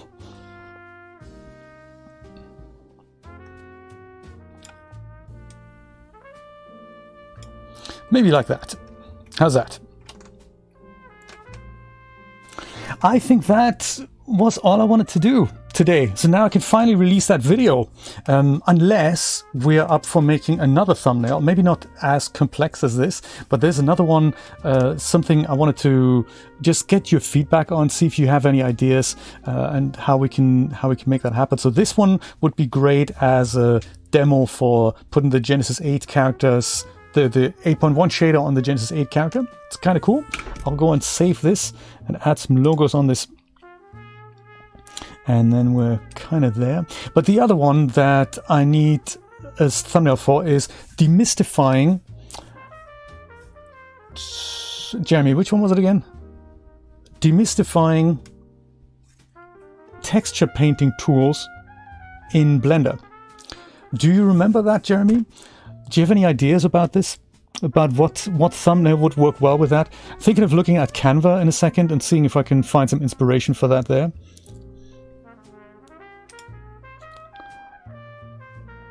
This is, let's go put this in here. So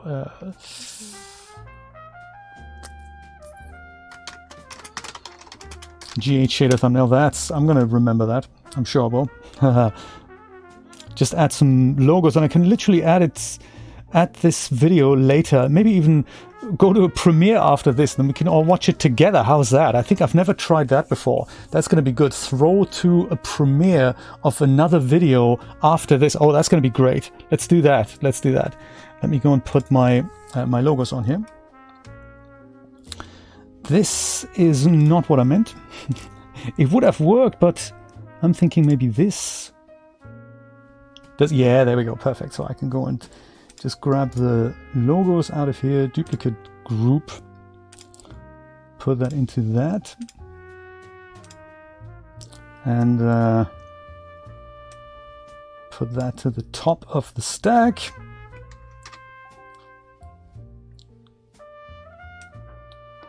And maybe I'll stack them up, maybe like do that here.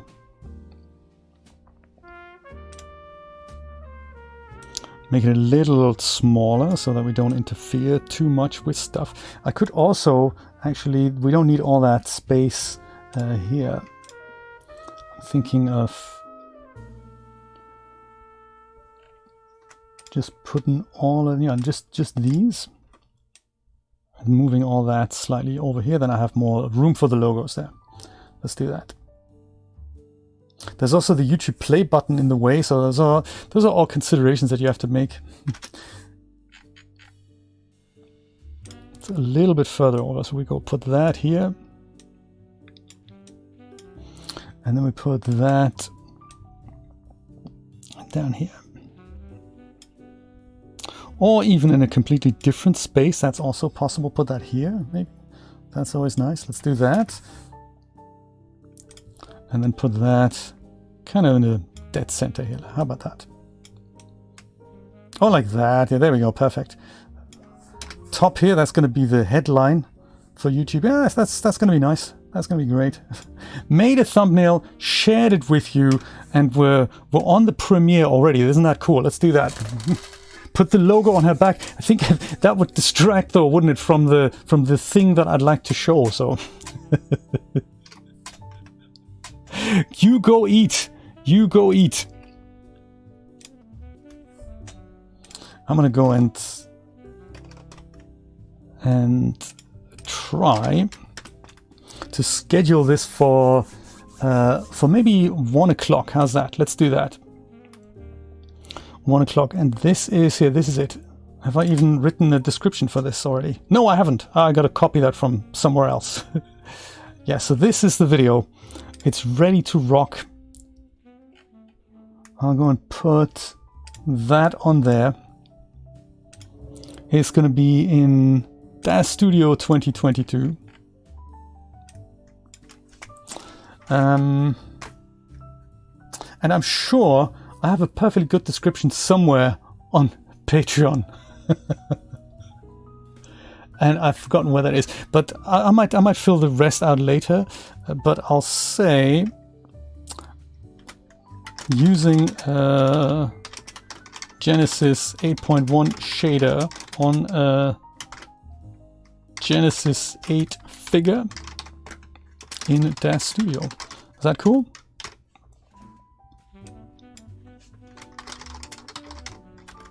Super awesome premiere coming up. I'll add a proper description later, I promise.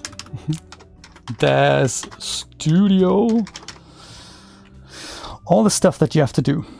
It does not include a paid promotion, and it is not made for kids. But yes, I do want to monetize it. And it does not contain any of these things, I promise.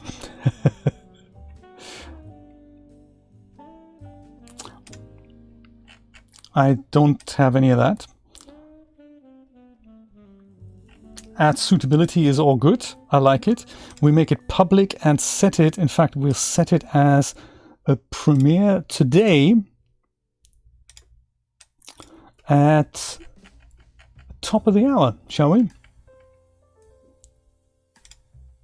like that. Set as Premiere. There we go. Perfect. Schedule.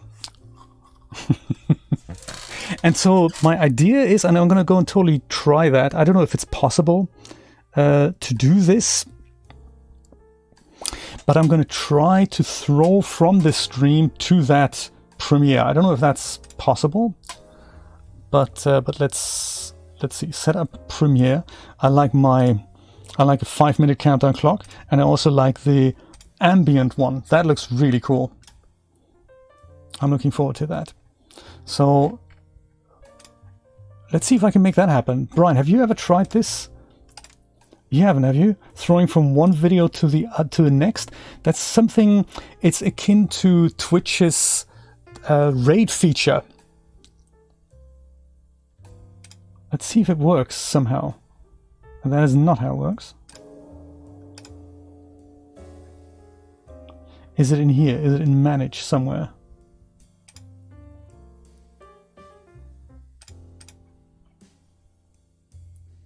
Stream health merchandise. Bot test, that certainly isn't the correct thing. How do I get into what's live on air right now? That should work somehow. Right, I hear you. It doesn't help that the interface changes like every 20 minutes or so. Like here, this one here. This is the live control room, perfect. So that's kind of how you use this feature in Twitch, isn't it? That you'd say at the end of this, go somewhere else. But where that is, view activity, stream health, merchandise, that's not it, is it? How does it work? I mean, I can just give you the URL at the end of the stream and then we'll meet there. But there should be... Isn't there a setting here somewhere? Yes, it works. That's your advice, is it? Thanks. I appreciate that.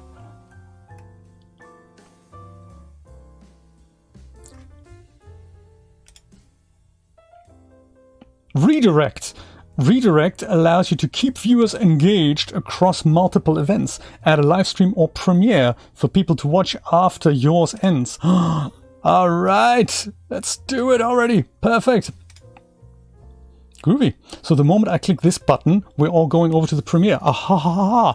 This is great. I'm gonna go keep this up so that I can press the appropriate button. This is cool. So top of the hour, we'll do a little premiere there. That is nice. Let's go over. Let me go and shave everything and see if we can make a second thumbnail just quickly in the next 20 minutes, maybe with Canva and other things, perhaps. Let's see. So this is something about, there's a video I've explained in which how to use the texture painting features in Blender, and I'm not entirely sure how I would go about explaining that in a thumbnail video. So I'm thinking maybe I'll have a look at elements and see if mystery brings up anything. That could be cool.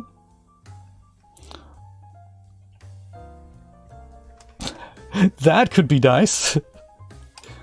That and with the Blender logo or something. I love it already. This is what I really like about Canva. You just get inspired, and then if you recreate this from scratch or if you do something else, not a problem. And we could possibly reutilize the paintbrush that I've made, and yeah, why don't we make the thing star twice, like this, and the paintbrush, and the Blender icon. That might just be good. And all I need now is a circle with like texture. Does anything come up? Texture? No, actually physical textures, but not something that encapsulates textures. Maybe this here.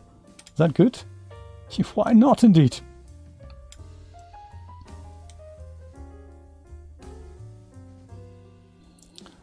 Fabulous. How do we send this to the send backwards? Yes, yes, yes. Ideally, we'd have those as separate layers as well. That's also a way to... I just paint that out in Photoshop. That's cool. That, my brush, and the blender icon. That's all we need, isn't it? Perfect.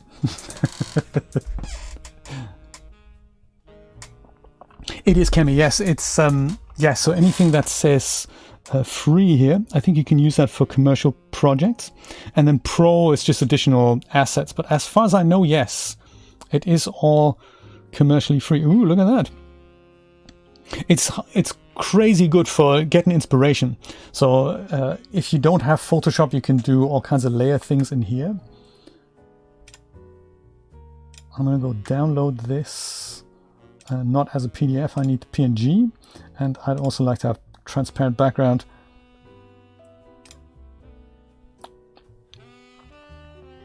Untitled design, I love it. Open with Photoshop. Haha, perfect. So that I can take down. I need the Blender logo and I need a handsome render of my brush, of course. Let's go make that happen. I might just... Shall I stick with Blender for that? Or should I do that in Daz Studio? Since we're here, all I need to do really is make sure the droplets go away. And then I'll just maybe turn this around. So I think it'll work. I think it'll work. So droplets we don't need anymore here. We don't need the character. We don't need that brush. We don't need that or that or that or that or in fact that or in fact that. We don't need that either anymore. All we have is this. And this could probably be just a square now. Ha! I love doing this together with you.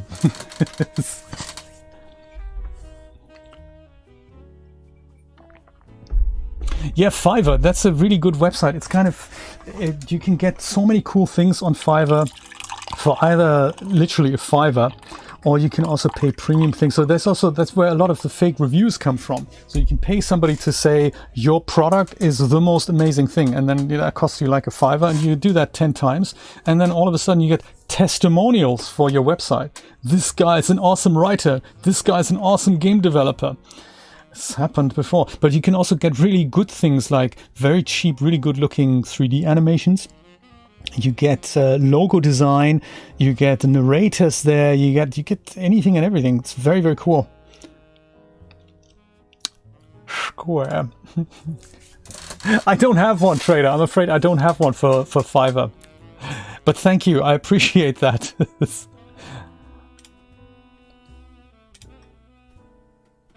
Yeah, so maybe we'll go and show this from here then.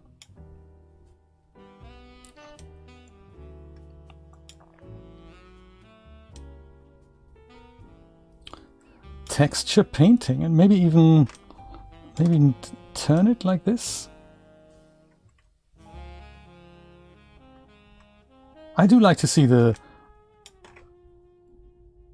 grip there. Hello, Daz Studio. How you doing? Anyone coming back? Yes, there we go. We're back. Oh, dude, come on. That's unselectable. That's why I can't select it.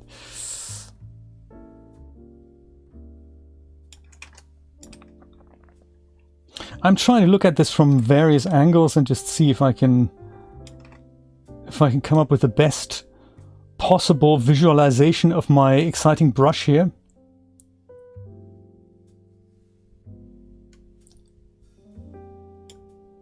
And I've come up with this. I don't know if am I insane? Is this good? I can't tell. It isn't, is it?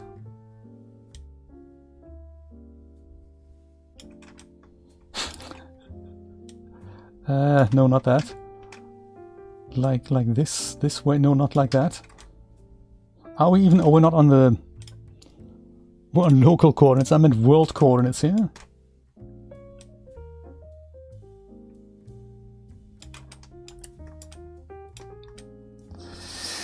Yeah, I don't know really.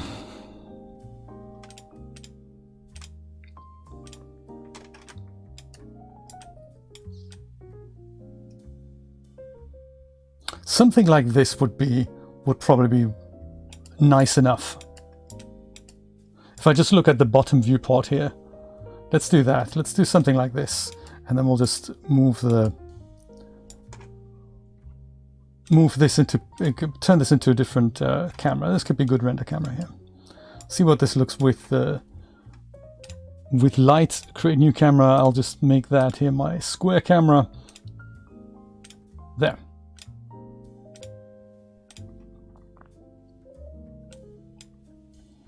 Maybe that point light can already stay in place. That's perfect. Possible.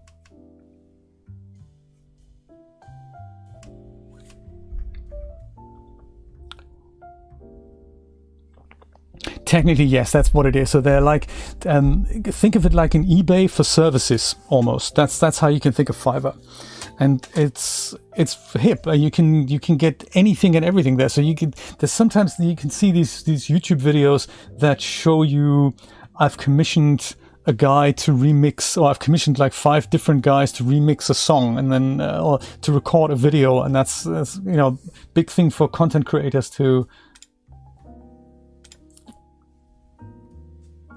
I think the environment light is a bit too strong here. It's still the same one I used before, so there's no regard for what does the dome look like. That'll probably be enough. And I don't need the point light here, do I? It would be nice if we could make the point light the thing that gives us some separation from the back.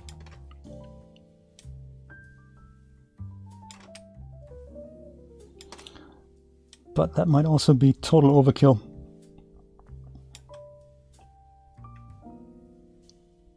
Just looking for an edge of some kind to come out. As I said, it might be total overkill for the thumbnail I'm trying to render here, so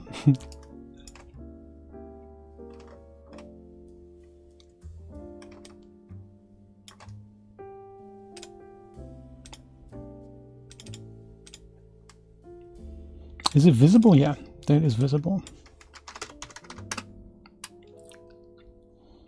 Yeah, it's starting to creep in here.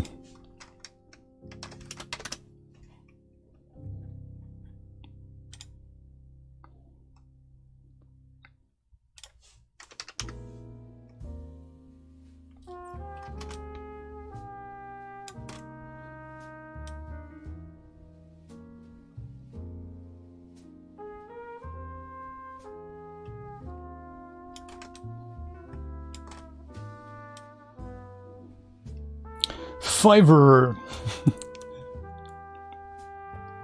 Perfect. Print. Oh, now gotta save it as well. Paintbrush icon.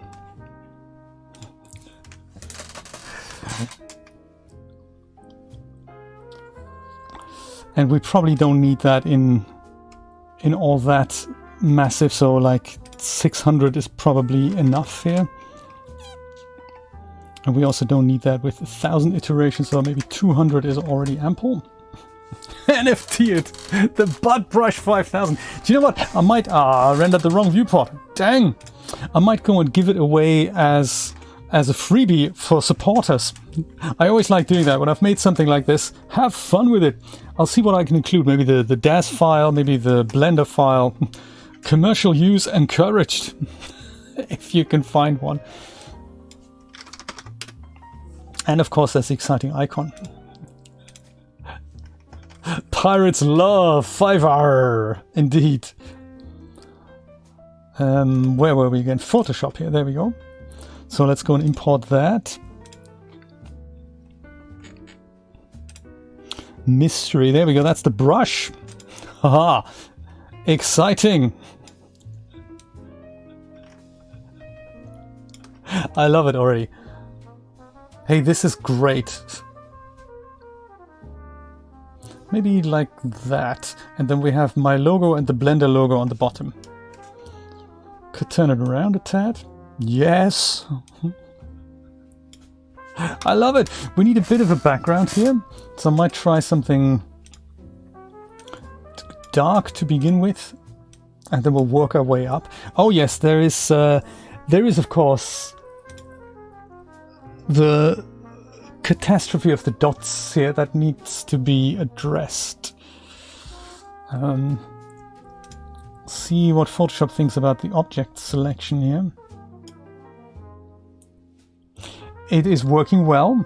Let's go mask that off. I like it. And that means we can now go remove that and then go blend this in a tab. We can even just go blur it out a little.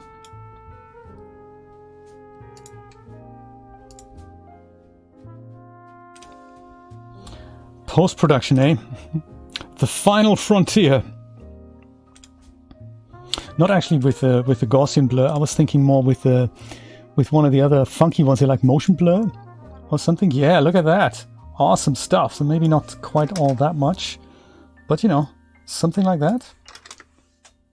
Oops. I didn't mean to press return. I wasn't quite done experimenting here. It's all 0. That would just do this. Yeah, then it would kind of blur this out. Make it blur a little more.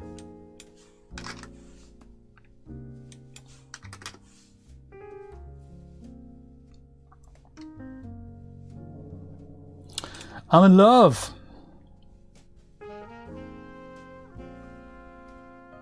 How did I...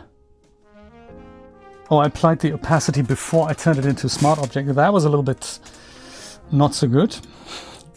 So if I wanted to have it more, I'd have to go and make another layer and go blur that out. But maybe we don't have to do that. Maybe less is more in this case. Yes, maybe less is more. Maybe pick up a color from here and blend that in.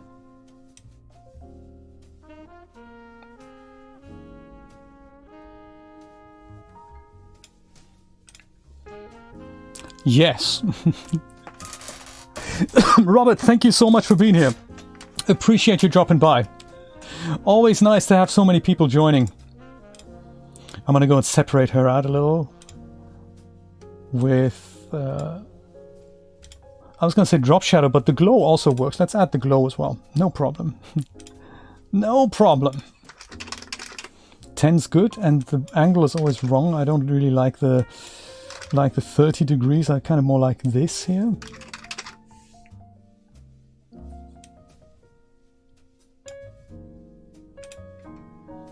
Okay, perfect. Whoops. Oh no, that's just me hovering over that. That's the wrong tool there.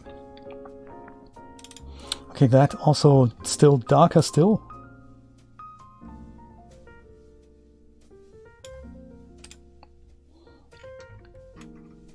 Okay, that's my background sorted. Or roughly at least.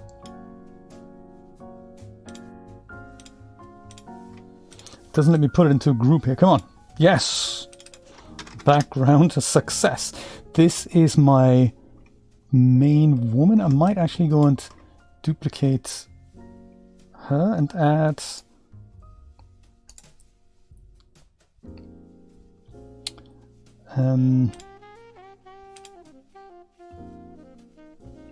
because we do have time, which is really nice. Maybe also add motion blur to her. Maybe not quite so much.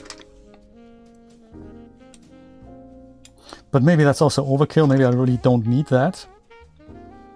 It's just a little extra separation here that might be nice. I like it. So logos then.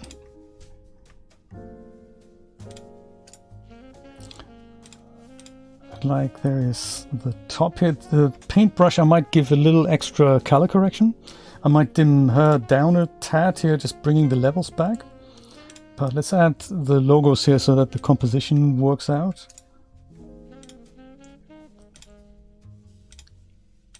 And I think I have a Blender logo here somewhere.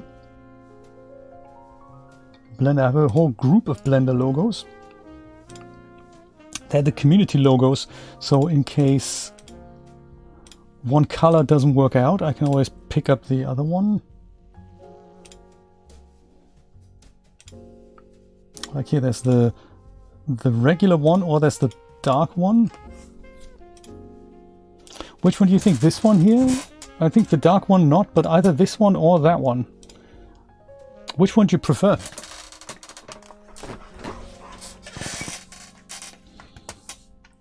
Kind of thinking this one or that one. I think maybe this one.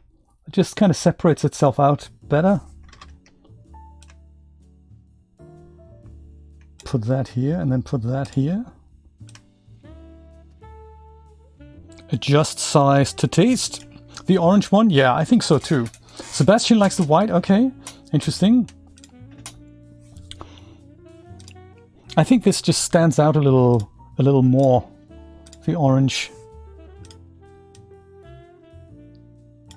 Make that a tad larger, and we're kind of there ish. I spent way too much time on these things, by the way, as you can tell. But it's also part of the fun. I don't know why, but I'm having great fun just being creative like that. Let's turn these into icons here. And this here maybe a little bit smaller, even though it is a good brush, you know.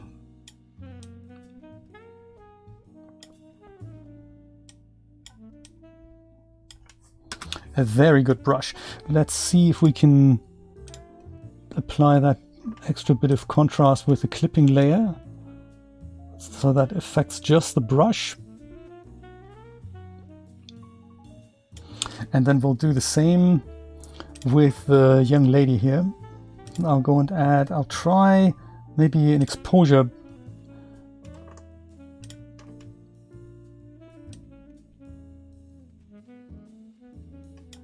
And there's also, was it brightness? No, that's not what I meant. I meant something along the lines of, I could do levels, I could do curves.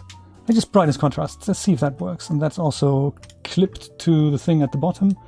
Make it a bit harder. There we go. Just stands out a tad more. Like so. Haha. So we have, that is another group. That's going to be the purple lady. And then we have the logos, and then this here can be the brush. The brush, TM. Okay.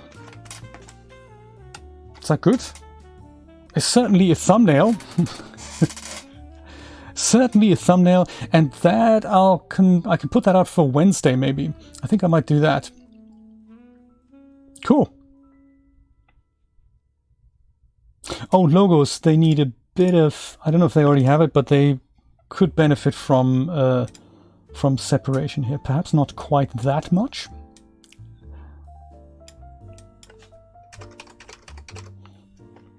So does the brush, actually. I totally forgot about the brush as well. So they just need to stand out a little more here. Same as with the brush. Because everything separates, but the brush does not. So that's all we needed. I don't think it's... See that here? Could probably do with a little more. Oi! No, that's terrible. Why would you do that? That's not good, Photoshop. 15 good?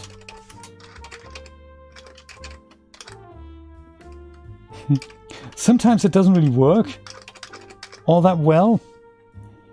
And I can't tell why.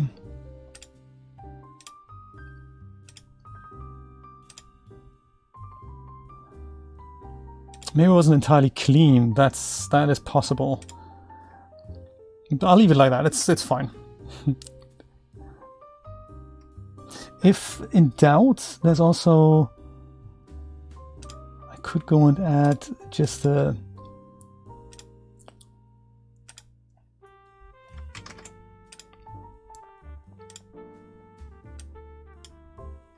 just an empty layer like this and just have a, just paint in a bit of a shadow here.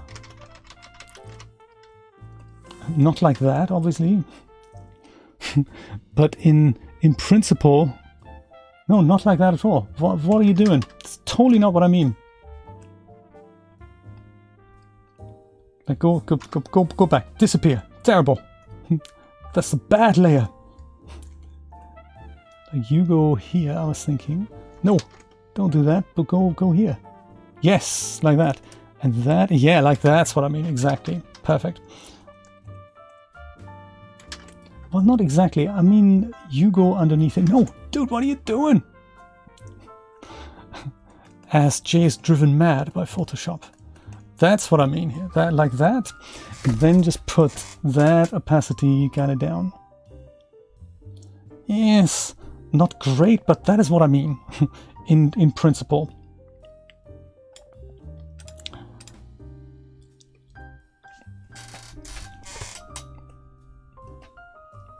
In principle.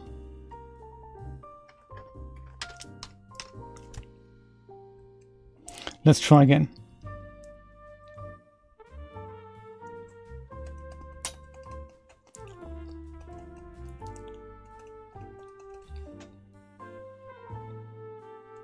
Perfect. Beautiful. Yeah, not so beautiful. There, I think we're done. Have I? I wasn't aware. Was I doing that? Terrible. Thank you for reminding me of that, Yoshi. There, I think that's cool. Demystified. Perfect. So this is now Blender texture painting. Let me go and put that onto that video. We don't need Canva anymore, but that was a good start. Yes, let's do it. Soft light the shadow. Kemi. Oh my god. Soft light the shadow. Soft light the shadow. Soft light versus normal. And maybe I'll crank up the opacity and go soft light. Is that better? I'll go and have two versions here, just to compare. That is soft light. That one, whoops. That one is normal with less opacity. Like 60 odd I had it.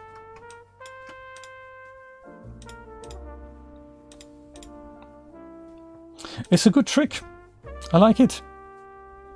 We shall soft light the shadow, Kemi. And Callie, how you doing? Good to see you. Yes, a bit softer. I like it.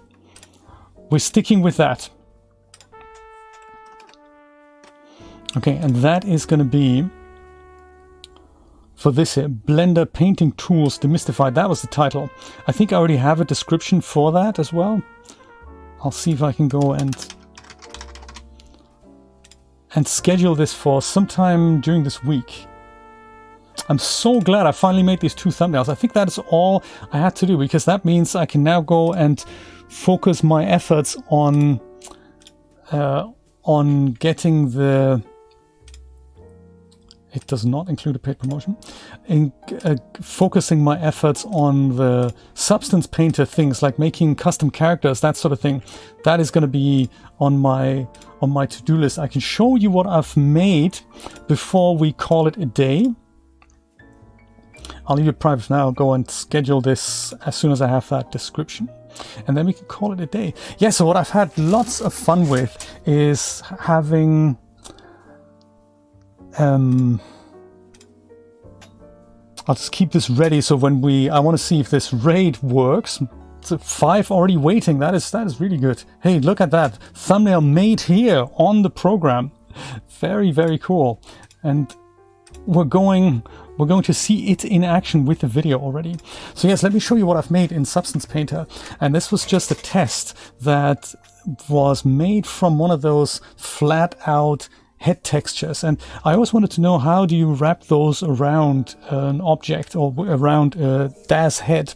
And that was There's several ways of doing that. So you can project it onto a plane and then use a software like Wrap, or use Soft Wrap in Blender. And then you essentially go and have the face on the plane, and you have your 3D object here, and then you just wrap it around, and then you transfer the texture. Let me show you what I've started with here. I think, is it still in here?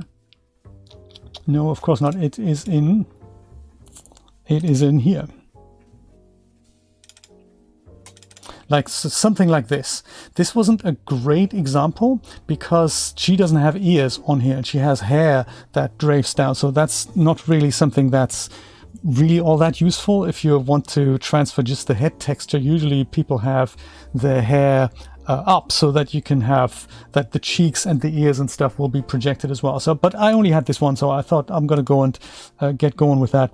And so the one option is to project it, like wrap it wrap a plane around the head. You can also use a stencil and then rub it on, and then move the stencil, move the 3D object, and do that. But I've done it in texture painting, with warp projection. And can I remove it in recent files? Of course it's not. God, was it here? Yes, that's the one. And I had a lot of fun doing that because there's so many cool tools in Substance Painter that make that possible. So the warp projection is essentially what you set up to project one image from one side, like so. And that kind of works, but it also then means when you look at it from the front, you get some stretching. So you also then have to use either the same image and project it from the sides, and then if you want to also use the 45-degree angles and project it from there. And I've been able to make this. And the cool thing is that you can do it with the height information as well, which is why we see some skin detail here. Might be a little strong, but the cool thing is that you can go and project it and then make changes to it. So if I go into that layer, we see all these vertices that I've added here manually. So you start with the plane, but then of course the eyes and the mouth don't line up. So you put the nose in the middle, and that's okay. But then the eyes are too tall and the mouth is in a different position. And then you add these little lines here, both horizontal as well as vertical. And then you go and drag these points around.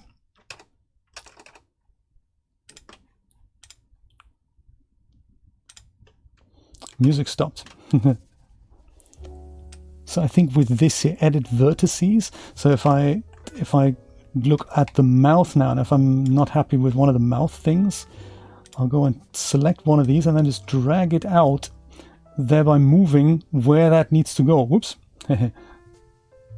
Takes a while to think about it. But yeah, that is how you then line up the 2D picture with the 3D object. So ideally you'd had something that really matches.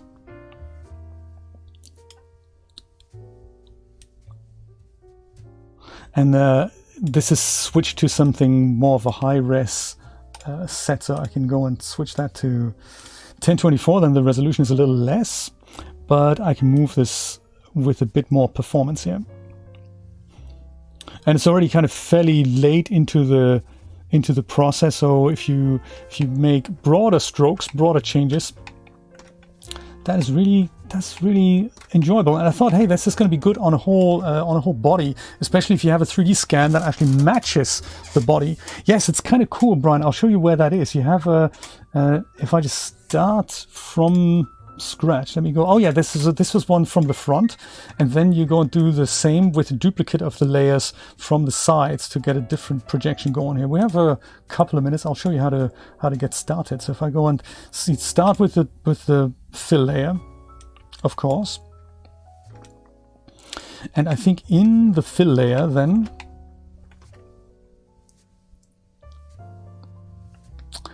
you say you want to paint with color or height, and you pick out not the material but the base color, which is, oh, he hasn't got it anymore. Gotcha. Let me go and import that. Duh. So add resources. like this here. Make it a texture and put it into the current session. There it is. So this is that. So we go and drag that into the base color. And then that looks terrible because it's everywhere. But then I think with this tool here where it says UV projection, you change that to warp projection. And then it gets this cage here. And that now means you can move it up or down. You can change the projection depth, and you can go and move it to where it needs to be. Scale it up or down a bit. Start with the broad strokes here. Scale the whole thing kind of down. Yes, it's fascinating. When I found it out, I was thinking, whoa, this is really cool. So, like, if we start with kind of the mouth, and the nose and the eyes are not quite there. So these are the tools here. They're a bit like in Maya or in Unreal Engine, W, E, and R switch between them. So like I can probably do with scaling this kind of down a bit and then come back and line that up and then go back to scale and go and move this out somewhat. And you kind of approximate where this goes, but like if we stick with the mouth as an example, say the mouth is good, the eyes are not. And you think, well, they would need to be lower now, but the mouth, I don't want to touch the mouth, and the nose needs to become lower and stuff. So I think it could just come up a little. Well, anyway, so you can go and add with this thing here, you can go and split crosswise, that means like this, or you have horizontal, that's like that, or vertical is like that. So you use a line that you add in here, and say just underneath the eyes here. You now have another line that you can fiddle with this tool here. So you switch that over to edit vertices, and then you grab one, and then you move just the eyes down and you leave the rest intact while shifting things around. So that's very cool. And once you've done that, you think, hey, maybe the eyes can come out. So then you can go and add like a vertical thing out here. So where the texture kind of ends. Switch over to that and grab one eye and take it out. And so that's how you do it essentially. And then projection depth, you can increase that. They say don't increase it too much because that seriously struggles with performance. But that's just like dynamite stuff. I thought really cool. And then once you've done that, you can go and duplicate this layer. And in here, you can go and just rotate where we're projecting from. So you can go and project from this angle now.